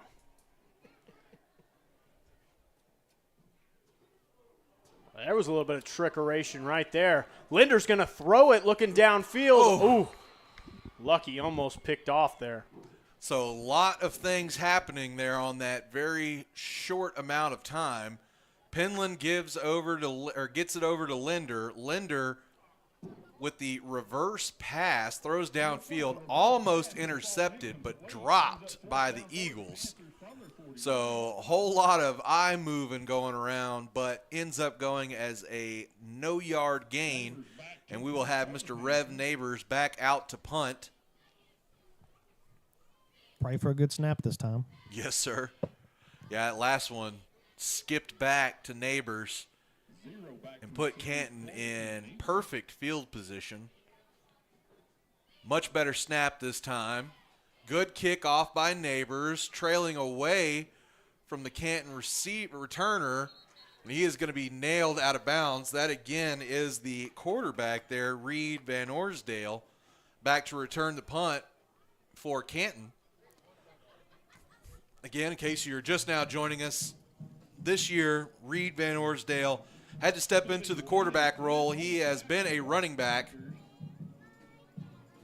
He's been a running back for this Eagles team, but incumbent starter for the Eagles, I believe his name's Nathan Turner, had an injury over the summer, not able to play. I'm not sure if he'll be back at some point this year, if he's actually gone. Or Nathan Parker. Nathan Parker, there you go. Thank you very much. Oh, he is listed on the roster. Okay, I apologize. Didn't see him the first time. I don't even think he's going to make it to baseball season either. Oof. Yeah, you can see him over there on the sidelines. He's wearing his jersey, but is not playing. Oh, okay, yeah, I do see him down there over kind of by the sticks now. Yes, sir. All right, so handoff this time. Going to go to, that is number 34, Court Ray. I believe Court was actually the quarterback on that play, so that was just keeper. Okay, and so that's what I was just about to mention. Court Ray actually listed as a quarterback on this team. listed as a quarterback linebacker. Yeah, on that punt, Van Orsdale, he got kind of rocked Okay. over on the sideline, so he gave him a little bit of a break. So right now they're calling a face mask on our defensive guy, and they tackled him from pulling the jersey back. There was no actual face mask, so I don't understand why the white-hatted referee, what he saw. As I didn't see a face mask at all, and that's why Hudson's down there talking to him. Animated conversation, not animated, but definitely an intense-looking conversation down there between the two men. And Hudson's irritated. He's right very now. frustrated. That hurt. That should have been a good play for us, but it cost us. All right, this time handoff. There we go. Big boy got back there finally. Number 77. Yeah, and he's been a game breaker for Mabank throughout the year, as I believe that handoff that time went to number 44, Austin Tawater. Yeah, right now, number 26 out there. He's claiming that he had some illegal hands to the face, and I was looking at him, and his head was kind of ringed around there. It's kind of iffy that they're calling from one side, not the other. But listen here, such JD. is football anyway, right? It seems it's what this game has been. Listen here, There's JD, holding if you right ever there, they call didn't call Rev it. Neighbors number 26 again, we're going to fight right here in the booth. That's my boy. I'm kidding, obviously. Sorry, I didn't actually look at who it was. My bad. I didn't mean to talk over you there, Mr. Rick. But you're good. Ends up being, looks like a negative play for Canton. So loss of a yard as the handoff again, I believe, went to Tawater. We do, looks like, have Van Orsdale back into the ball game at quarterback. There's that hold. I just said that. I didn't see the laundry till it's sitting way over there by the 32 on the other side. Huh. But yeah, and Hudson I said holding and they didn't call it, but I guess he did see it and call it. And Hudson's laughing.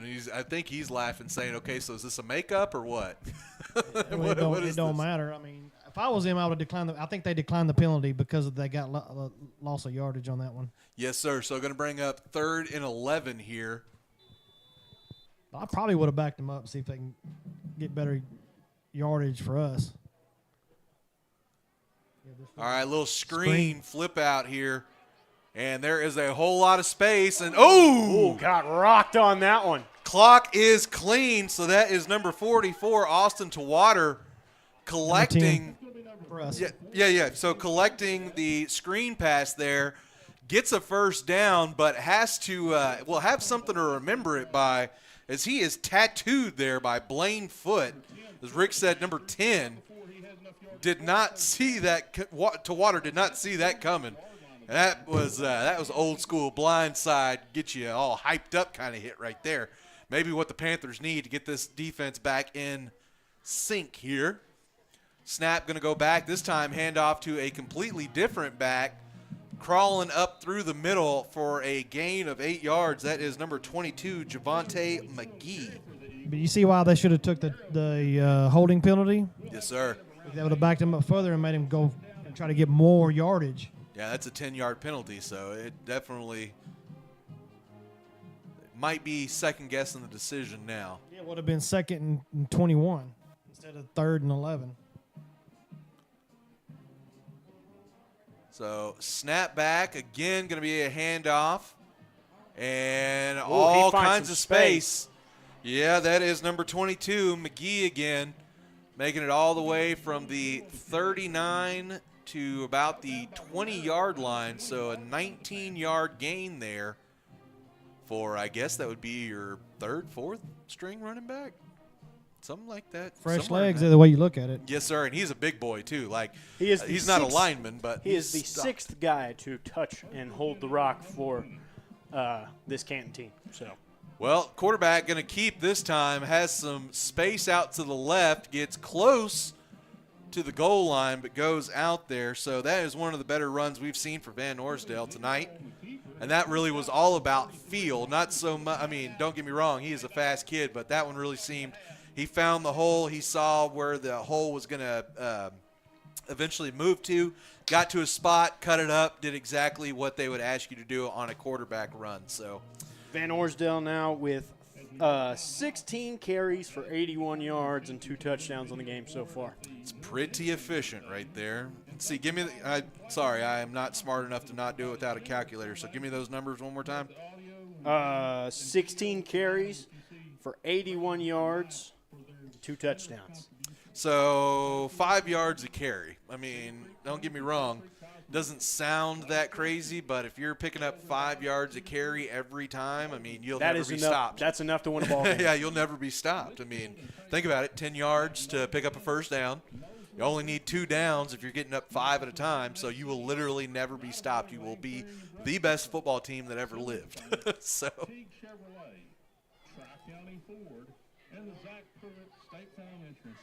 So Canton again going to be set up with good field position all the way inside the 5-yard line. Actually going to say right at the 5-yard line. Handoff going to go up the middle, and that will be a touchdown there. So number 22, Javante McGee, getting his first couple carries of the game on this drive and able to capitalize and makes it now a 3-score game, 20-0, Canton on top. Yeah, right there. McGee came in the game, 3 rushes, 32 yards, and a touchdown. Yeah, that's one of our buzzwords, efficient. So here is Velasquez. And I've got to say this is the most penalized game we've been a part of. For sure. All right, but unfortunately this time is going to go against Mabank. That is going to move it half the distance, and Canton probably going to think about it here. No, they're just going to go ahead and put up the extra point, or at least the attempt. Velasquez is good right through the middle. So 21-0, Mabank down 3 touchdowns here. 4 minutes to go in the third quarter, so you got 16 total minutes of game time. Unfortunately, JD, it looks like it might be time to start airing it out. And, of course, this Mabank team working with a new offense this year, moved from the slot T over to more of a traditional spread-ish. We won't necessarily call it the spread, but kind of a hybrid slot T spread combo deal. So everybody's still learning it, but we've seen a majority of the plays for the Panthers still be run plays, which is, kind of their traditional identification here. Run plays are working as long as you blocking. We ain't blocking. Sure. So, but I think you're going to have to start opening it up, start throwing the ball down the field, try and extend this game here. I think that's what they tried to do last time they had the ball. But when you're not giving your quarterback or the guys throwing the ball enough time and the receivers ain't getting open as quick as they need to, that's what's going to happen. Yeah, the only really passes that they've been trying to do, they attempted a seam route earlier down the sideline, and then other than that, they've just been trying to hit these wide receivers as they're coming straight back to the quarterback at the line of scrimmage. And right now, when the ball is on target, the receivers seem to not be coming up with it. And then there's other times where it's just a complete miss. Penland is 1 for 7 for only a yard through the air tonight. If I was him, I would start doing screens. As fast as that defensive line is getting in the backfield, why not go ahead and release them? Just bump them, release them, and go ahead and start throwing some different types of screens and get them off kilter and start making them think. I remember watching the Mabank scrimmages, and one of the things that they did very effectively was run the screen. And I'm surprised I haven't seen it much from them, but here I kind of agree with you there. You've got a lot of pressure coming at you very fast. Go ahead, let them come, dump it over the top. As right there, I believe it will be Wheeler Ranford once again. Yeah, Wheeler's not doing too good tonight. It just seems like he's not getting the blocking that he needs. He lost about 2 yards on that play. Yeah, and Wheeler, he's been a big part of this offense. It's kind of been a running joke with Coach Hudson. He hadn't been able to get into the end zone, but he carries the team down to the end zone, and then whenever he gets tired, Wilkinson goes in. It usually seems to be on that last 5 yards and pick up the touchdown. So we're used to seeing explosive plays from him, just haven't really been there tonight. Again, got to credit Canton a little bit for their defensive scheme. Seems like they're filling the gaps really well, but like you said, got to get some get some blocking at the line of scrimmage, and then move up to that second level and start creating some space.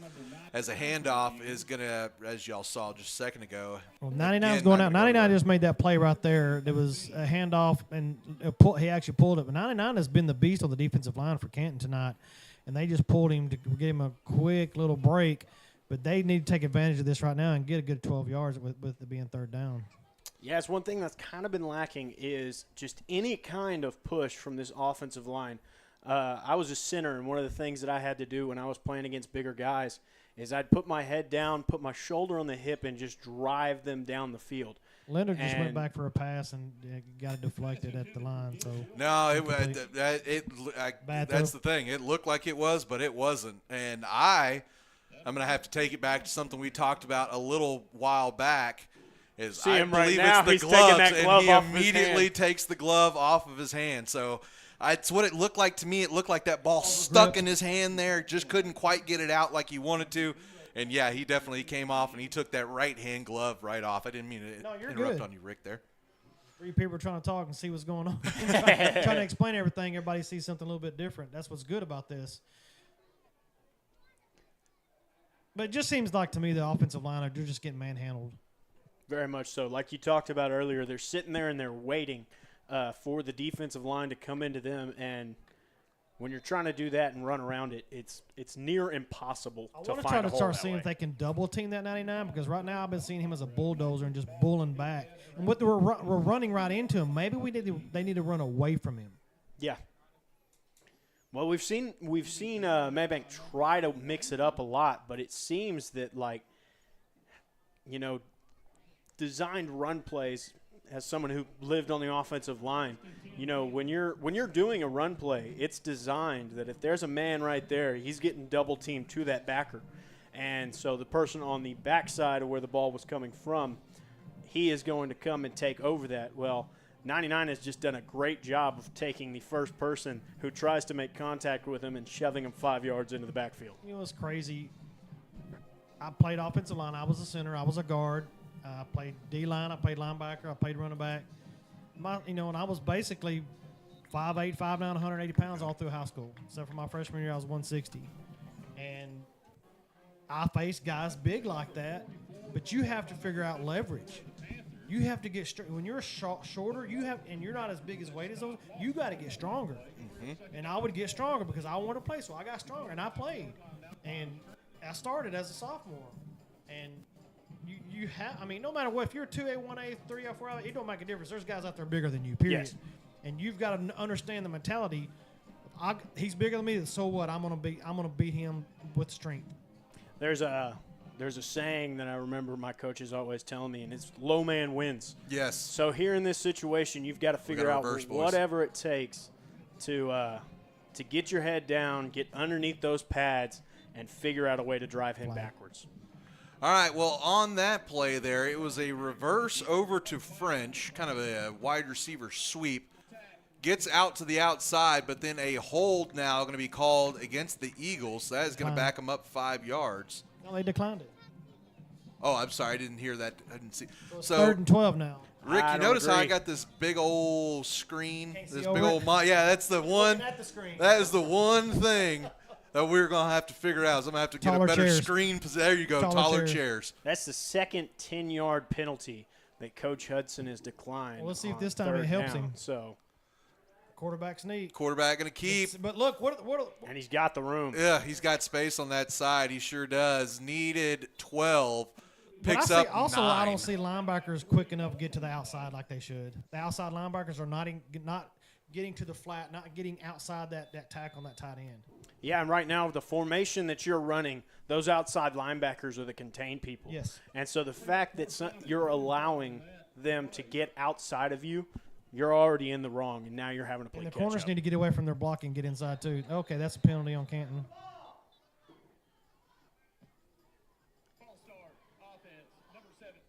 So that'll back him up 5. Yes, sir, it will. It's going to go as a false start. And it looks like for the first time tonight, wow, we are going to see a punt team come on for Canton. But something to keep in mind here, that is the quarterback dropping back deep there, Reed Van Orsdale. I only see 8 Canton players. There comes some more. Yep, there's 3 more. Like I said, it's the first time here tonight that they've had they may to have punt. 12. No, it's 11. It's 8 and 3, 11. So looks like the people on the punt team didn't realize, oh, hey, we're actually doing that. So here they come now to get everything set up. But, yes, like you said, Taylor, that is Van Orsdale in the back there. Uh-oh, going to have another false start. Sorry, I didn't mean to talk over you, but I saw that one in real time. I saw that happen. So going to be another 5 yards here. And, again, this is big because that is another 10 yards. And something positive for Mabank right now. Absolutely. And we haven't seen, as we just said, we haven't seen Van Orsdale punt yet, so we don't know what kind of range he's got on that leg there. So who's back for Mabank? It's usually Linder, but that's not Looks him like back there this number time. 3, Mr. Case Holt. You know what? Now that you say that, that is our normal returner, Mr. Case Holt. I'm sorry. Here, right there, that 5-yard penalty, though, since it is Van Orsdale back there, it kind of maybe eliminates the idea of a little bit of a trick play here from Canton. I think the way Canton's playing defense right now, their coaches aren't really worried about that. Yeah. Yeah, especially 4th and 12, deep in your own territory here. Good snap. Kick is rather short. Get away. Peter is what we would have called that. Ooh. Bounces up into the hands. I believe that was Neighbors. It was. So bounces into the hands of Neighbors. He's able to oh, no, excuse me. That is – no, maybe that was Neighbors. 22? Well, let's put it this way. It looked like 28. It did look like 28, which is exactly why now I think it was number 25, Kason Schreier. Because there is no 28, and that would. Well, there is a 28 down there on the field. I'm wondering if maybe. Okay, so maybe he got moved up this week, and I have to ask Coach for an updated roster because we're missing 28 and 90. So Penland going to be in at quarterback. Going to be a toss that time to Gavin Foote. I believe that's the first time we've seen him. No, maybe he's gotten the ball a couple of times. Yeah, so. This is his first positive rushing play. And only a goes yard. For a yard. I think that puts him at 0 for the night now, yeah? No, -2. That first one, they caught him deep in the backfield. So oh, well. In the third. Loss of 3, so here gets himself back to -2 on the night. All right, well, as you heard, it is the end of the third quarter. We're going to take a short break. We'll come right back after this here on Cedar Creek Media in partnership with Mabank Athletics. Parks Environmental Services, located on 405 West Mason Street, provides customer service-driven experience that counts. They offer erosion control services such as rock filter dams and retaining walls, soil stabilization services like hydro seeding and sodding, as well as construction services such as land clearing and subdivision maintenance. Call Parks Environmental Services, the erosion control specialist, at 214-693-8056. And for any forestry mulching needs, call Right-of-Way Land Clearing at the same number. Again, that's 214-693-8056. Parks Environmental Services, putting it down to protect your ground. Have you noticed bad behavior has become normalized at interscholastic athletic events? Some fans seem angry. They lack civility toward one another. Some even get aggressive and unruly. Time out! What is going on? This has to stop. Let's not forget, school sports aren't just about winning. And they're definitely not an excuse to take your frustrations out on the official or the opponent. They're about teaching lessons like perseverance, respect, and empathy, so students can learn and grow as people, not just as players. We all have a role to play in setting a good example for our students and teaching them these important values. So fans, it's time to step up your game and behave positively at interscholastic athletic events in Texas. This message presented by the UIL and the Texas High School Athletic Directors Association.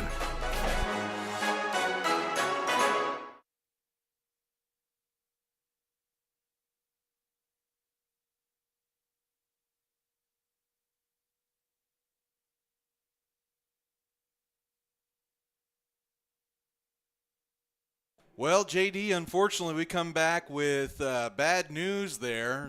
Mabank able to, I think it was pick up a yard or two on second down. Third down, Caden Penland drops back, tries to throw a about 20-yard pass down the middle, tipped around and ends up in the hands of a Canton Eagle. So that will be the first interception thrown, I believe the first turnover for Mabank tonight, and that ends up as unfortunately kind of a backbreaker here, all the way down to 11 minutes left in this ball game, down by 3 touchdowns. You kind of need all the possessions you can get, JD. Yeah, right there, only on third down, but it kind of turned out into just an arm punt for him as Canton back here on the 33-yard line.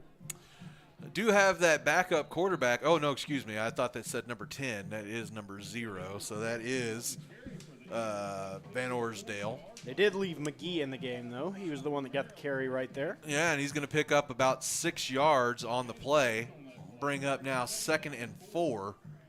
And Canton just kind of doing, it seems like, what they want to offensively right now. Yeah, right now they're really just trying to run out this clock here, but in there running out the clock, it is netting them very good yards to still go and score more points. Well, there's a couple more of them right there as Van Orsdale going to effortlessly slide forward for a couple of more yards. Will be enough for a first down. Watch the Canton's offensive line and watch them push our defensive line away. I mean, they're just straight man handling them. We're not getting in. Linebackers are not filling, so they're sitting back. That's why we're attacking them 5-6 yards down the field instead of 2 or 3 yards after the line of scrimmage. Yeah, there's no real attack coming out of the defense right now. Well, let's get that broadcaster curse to work the right way this time. Well, unfortunately, it is not going to, as that is going to be a sizable pickup there. Let's see, so 3, and then all the way down to the 22. So we'll call it a 31-yard gain there that time for number 34, Court Ray. And that will essentially flip over the field and put Canton in good scoring position now from right outside the 20. It's going to be a keep. No, excuse me. Okay. Court Ray's in the game Ray right is in the now game at quarterback. Yeah. All I saw was 1-4 on that run. So that last run then was Austin Tawater. Same thing with that one. Tawater over towards the left. And that is Ray running things back at quarterback. So apologies, folks.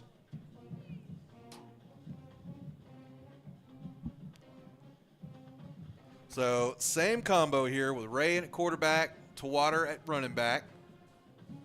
Trying to send in man in motion. And there is some confusion as Ray was trying to send French in motion. French waved him off like a catcher does in baseball. Said, no, no, no. And Coach Ray didn't like the look, didn't like the smell, and decides to go ahead and call a timeout here. 8 minutes, 16 seconds left to go in this ball game. Canton on top, 21-0 right now.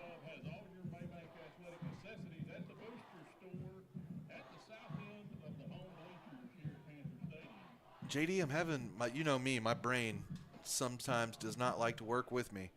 I don't believe Mabank has been shut out yet this year, right? No, they were close to it in the first game. Bullard, right? Yeah. But they were able to score late in the fourth. This is the first time that they are facing a shutout.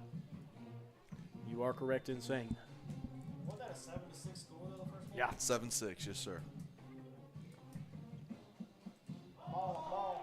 Ball's out. Fumble, but it looks like. Yeah. Yeah, so that is the quarterback Mr. Ray, there, Court able Ray. to fall back on it.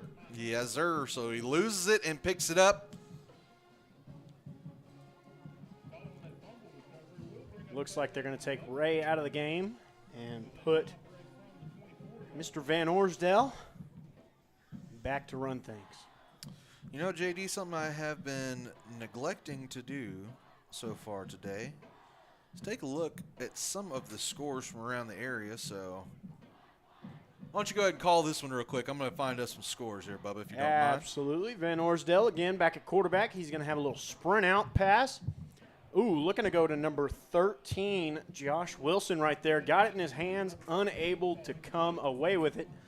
So that's going to bring up 4th down and 11 here for the Canton Eagles. When I tell you there is one close game, right, 2 close games right now, there is only 2 close games that matter to us around here happening right now. Henderson is beats Gainesville 62-6. Athens on top of Jacksonville 31-0 at the start of the 4th quarter. Texarkana beating up on Kilgore 24-10. Palestine Westwood on top 63-8 over Hemphill. Let's let this Velasquez kick go. Deep kick. It was blocked at the line. Didn't see who got the hand on it, but a Panther does get a hand on that kick, and it will fall short. So, again, Westwood on top 63-8 over Hemphill.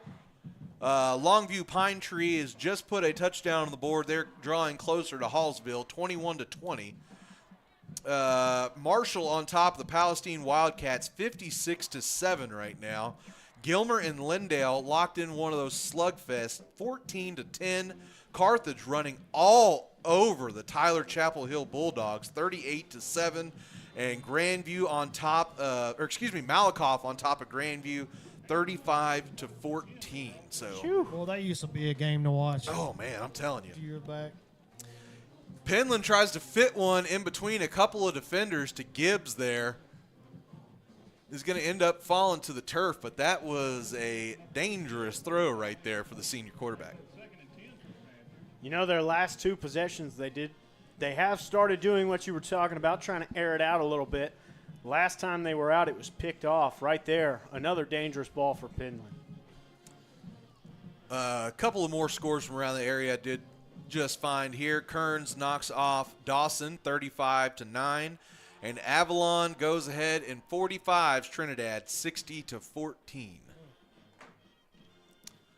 Here's going to be a pitch over to Linder. Linder has nowhere to go, is met by a whole host of Eagles there. 3 or 4 tacklers surrounding the young man as he breaks the line there, so no gain.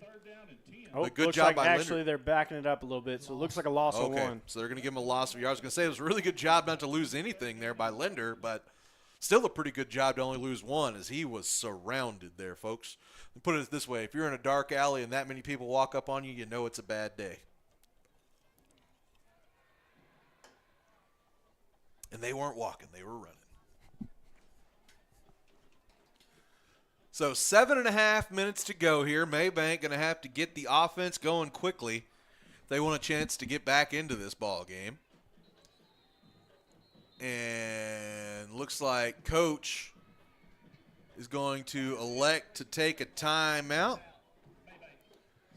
We'll go ahead and leave you here with us, but while you're with us, we do want you to hear this little ad from one of our fantastic sponsors. Uh-oh, I don't have it ready. Get it ready, Taylor. There we go. All right, so we're going to have you listen to one of our ads from one of our fantastic sponsors, and we'll be right back here with the conclusion of the 4th quarter right after this.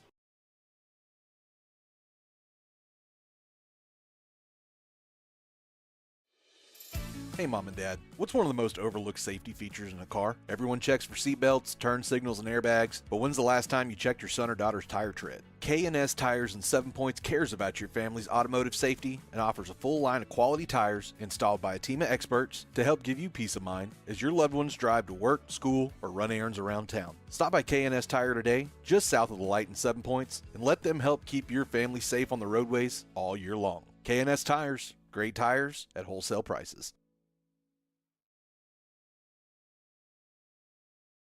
All right, so back to it here. It's going to be a handoff here for the Panthers. Going to be a short gain up the middle. Couldn't quite see who got the handoff there, JD. That was Mr. Ranford up the middle. Imagine that. It's what you could call a workhorse. Looks like about a 3-yard pickup there for Mr. Ranford. So that gets him back into the positives. Back into the positives? Yes. He was sitting at -2 yards, and right there takes him up to 1 yard on the game. Low snap there by Neighbors, able to collect it, ends up on his butt in the process of punting the ball. So all things considered, a pretty good job there by Neighbors to be able to pick up a net of about 24 yards on the punt. Again, ended up sliding down and landing right on his derriere. The kid hardly comes off the field, you know. It's kind of a, by this time, you've already punted the ball several times tonight, leading the team from your safety spot. Definitely a difficult night for the young man, and he has been fighting. He is a warrior. Yeah, not to mention the defense has been on the field the majority of the night so far, so he has definitely had his work cut out for him. All right, so snap going to go back and hand off again to McGee here for the Eagles.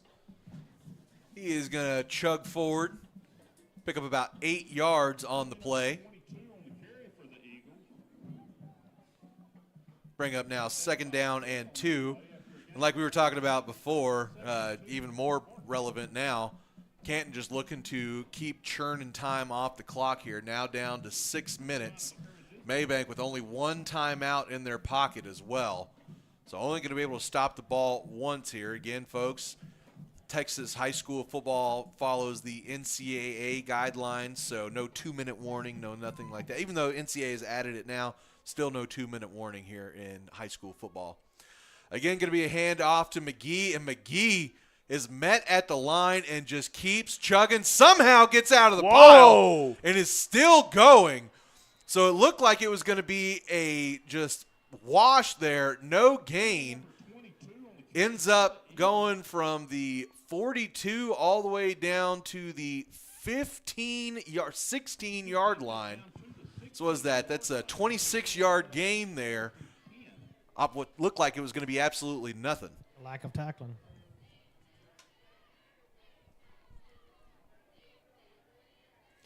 So Mr. McGee came in the game just in the 3rd quarter was the first time that we saw him.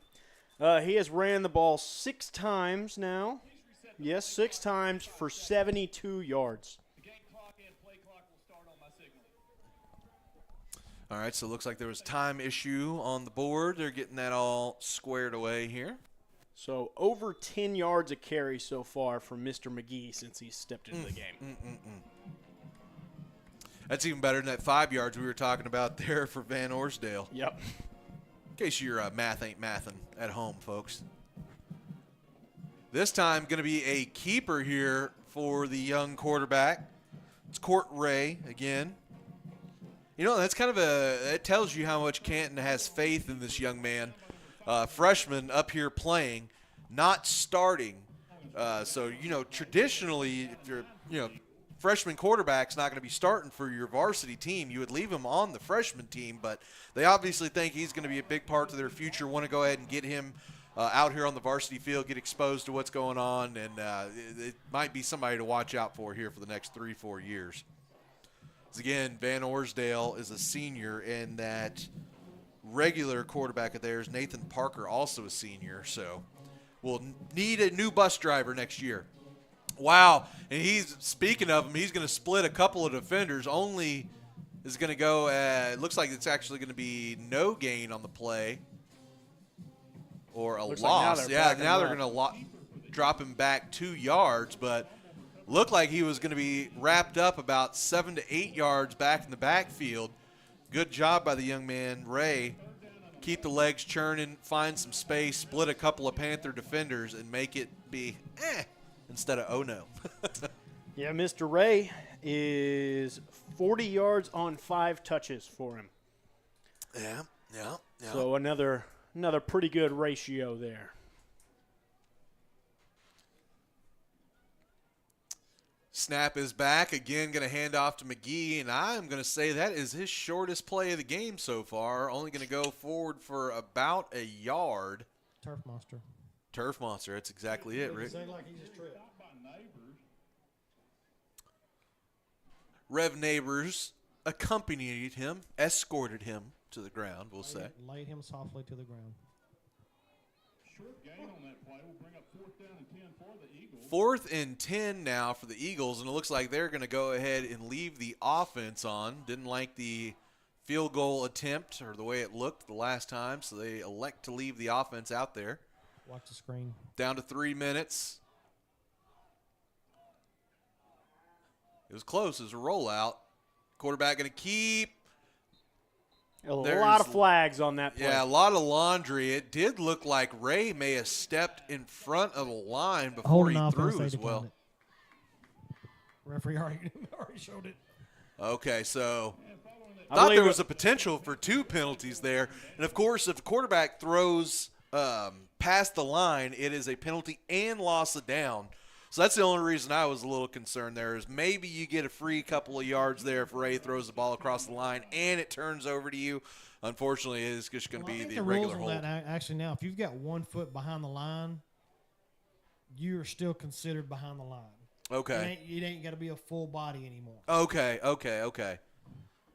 That would, I guess, make sense. But it is going to be Mabank back on offense, and how about that? Linder went ahead and threw the glove back on. It's going to be that was just a broken play there. Not much to say. Linder is going to end up keeping the ball and falling forward for a loss of a yard. And, yes, I did say fall forward for a loss of a yard. Play happened about 5 yards behind the line of scrimmage, so good job to not let it compound and become a big loss. But it will make now 2nd and 11 as the clock is ticking away, and at this point you need one of them hallelujah miracles in this one. Yeah, it's definitely not looking good here. You haven't really played all that great throughout the game on the offensive side of things. So it's kind of a last desperation stand right now. I believe that was Wilkinson getting the carry there. Haven't called his name a whole lot tonight. And that is not. That is, I believe, number 22. Like number 21. 21, okay. Thank Brexton you. So, yes, Quint. Brexton Quint. Wish I would have noted. It's hard to keep up with everybody's name. I wish I would have known that before. I would have had an interview with him and had breakfast breakfast with Brexton. That would have been one of our player interviews. Hey, still time in the future. You know me. I love my alliteration, man. I love it.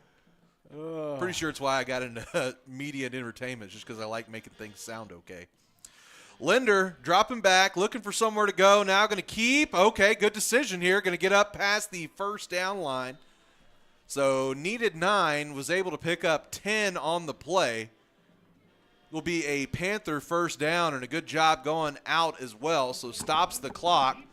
Now you only got a minute 9, and you're down by 21 here, 21-0. But always want something to work off going in towards the going into the next week. Of course, Mabank has a bye week next week, so really, if they can't put any points on the board here, it's really going to sting because they're going to have to sit there and live with it for 2 full weeks. So I think these guys are hungry to go out there and prove something. It's again going to be Linder at quarterback, takes a snap. This time going to be a straight quarterback power right up the middle. Call it a gain of 4 on first down.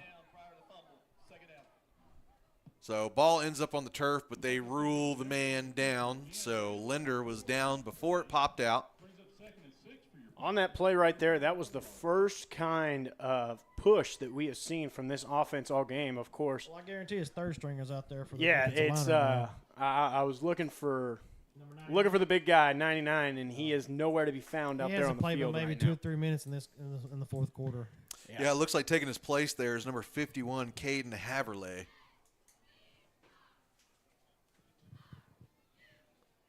So, again, Linder going to be in the shotgun, takes a snap, looking, surveying, little sidearm flip out to McCrossan. McCrossan does a good job of making a couple of Eagles miss, but will go down for a minimal gain.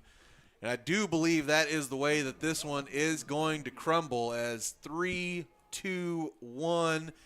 And that is it. So not the best showing for the Mabank Panthers tonight. We've seen them play better games this season. Of course, always something to work on, but definitely, like we said, putting up no points here on homecoming tonight.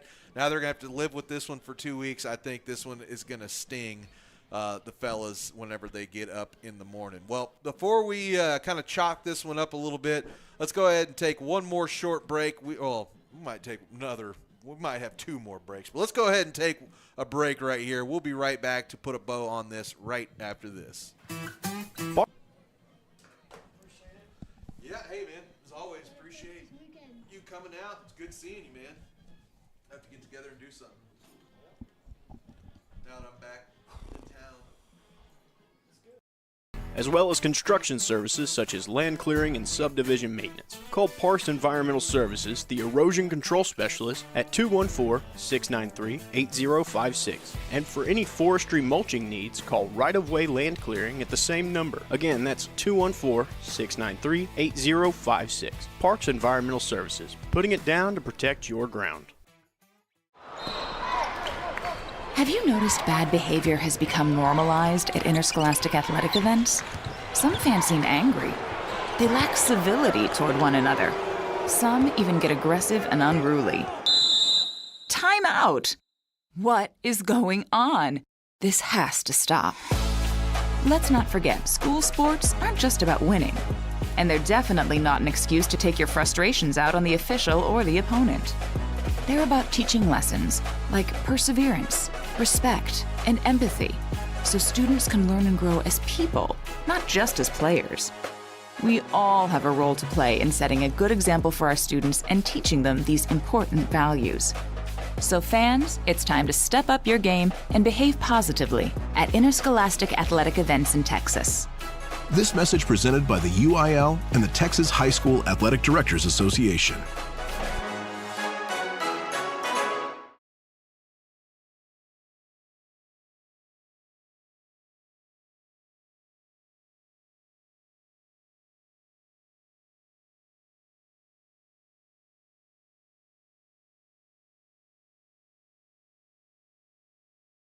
All right, still learning my stuff, JD. There we go. All right, we're back here. So, again, tough one here tonight, folks. 21-0. Canton Eagles come in to our house on homecoming. Take care of business tonight. Again, 21-0. Man, again, this is one of those that unfortunately, if you're the coaching staff, probably just go ahead and take this film, throw it in the garbage can, say, all right, guys, look, we're starting off fresh beginning next week. Again, you have a full 2 weeks to plan for your next game, which will be October 4th at home here against Pine Tree. So Longview Pine Tree, again, dropping from 5A Division II down to 4A Division I. So they are a new opponent this year. So you've got 2 full weeks to prepare for Pine Tree, but they are no slouches. That is a good football team over there. So JD, go ahead and put your coaching hat on here. If you're Coach Hudson and this staff, what's next week? We heard what they're going to do, but after seeing this, what are maybe some of the changes, couple of things you would be wanting to see from your guys next week as they prepare for Pine Tree? If I'm a coach, I'm thinking right now, guys, we got to figure out how to. I'm addressing the offensive line situation first. Sure. Because what we saw from them tonight was nothing short of terrible. Sure. Really was. They were letting the defensive line live in the backfield all night long. Very few plays on my stat sheet for the Mabank Panthers were positive yardage plays. Yeah. I'm sorry. I thought you were good. stopping. Go ahead. But so that tells me right there that we have a problem with people just running straight through our line. Because if our line is blocking the way that they are supposed to be, that doesn't happen. Because when we're blocking, especially run blocking, we're blocking forward, and we're not staying on that back foot. And right here tonight, it was mentioned a lot of times, like they were sitting back there and just letting the defense come to them. And when you do that, that's the result.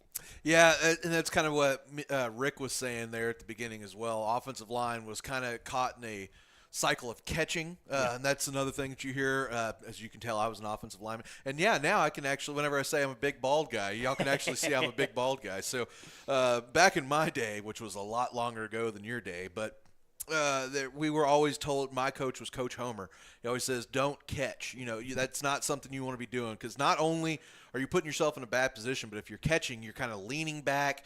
You're not in an athletic stance. It just kind of throws everything off. And then even on, especially now, we see the motion, the sweeps, those kind of thing from the Mabank Panthers. If you're back like this, now you may potentially be messing up your motion man as well. So got to fire forward. That is definitely something we got to see.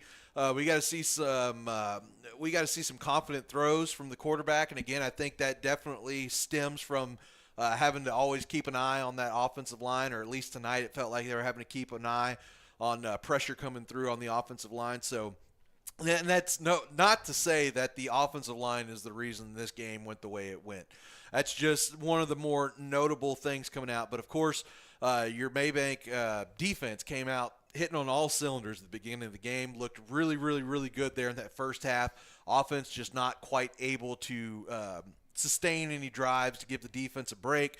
Saw a couple of special teams gaffes. There was a little bit across the board of things that needed to be cleaned up everywhere. But for going down for losing the game 21-0, for having the offensive stats that you had here tonight, you can take away some small positives for the fact that most of this ball game, you're in this game. You were never truly out of this, it felt like, until with about 4 or 5 minutes left to go in the ball game. Yeah. So there are things that can be done. There are things that can be fixed. There are schemes or whatever else that can be done to get this team back on the right track.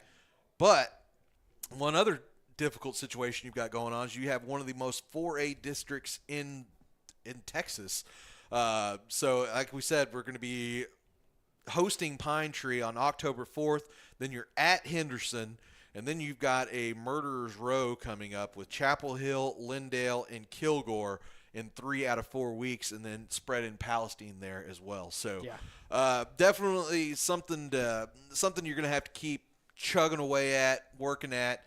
Again, this offense has had just a little bit of, a couple of months here to put in a new offense. But I think we'll start seeing those fruits of the labors coming up here later in the season. But as for right now, and as for the next game with Pine Tree, you've got to pick your spots, pick your plays, maybe change up. Not change up the playbook, but maybe change some of your blocking schemes, or maybe change some of the way that you're drawing the plays up together. There's several different things the coaching staff can do, but then right on the other side of the dime, these guys have got to come out with a little bit more fired up attitude. I think it was kind of just an all-around thing tonight.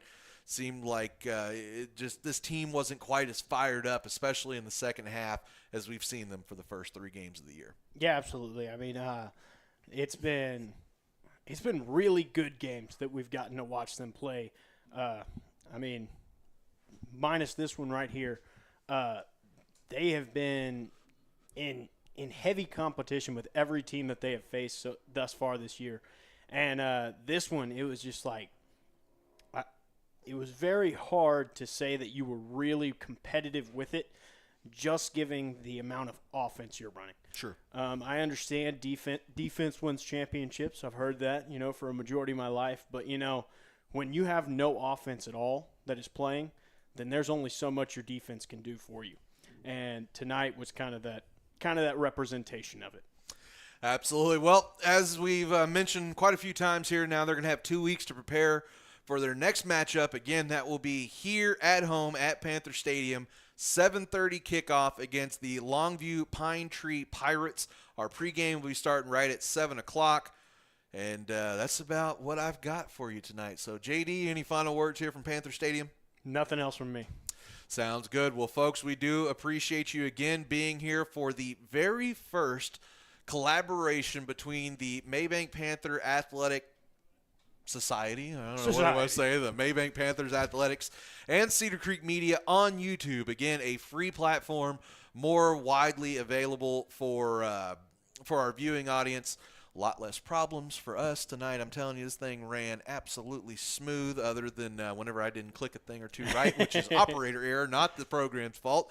So appreciate YouTube for making a good platform. Appreciate Open Broadcast Software for being a awesome free software for us to do these games. And we appreciate the fans, the coaches, everybody else that's gave us a part. We want to say thanks to Mr. Rick Ratley coming up, giving us an old school nacho review. And, of course, want to say thank you to my partner, Mr. J.D. Bird. Well, all right, folks, we are out of here. We will see you here in a couple of weeks. Me and J.D. are going to go to Hawaii next week.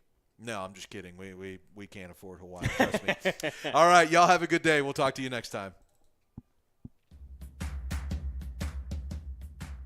This concludes tonight's broadcast on Cedar Creek Media. Thank you for watching. We hope you'll join us again soon. Good afternoon, good evening, and good night.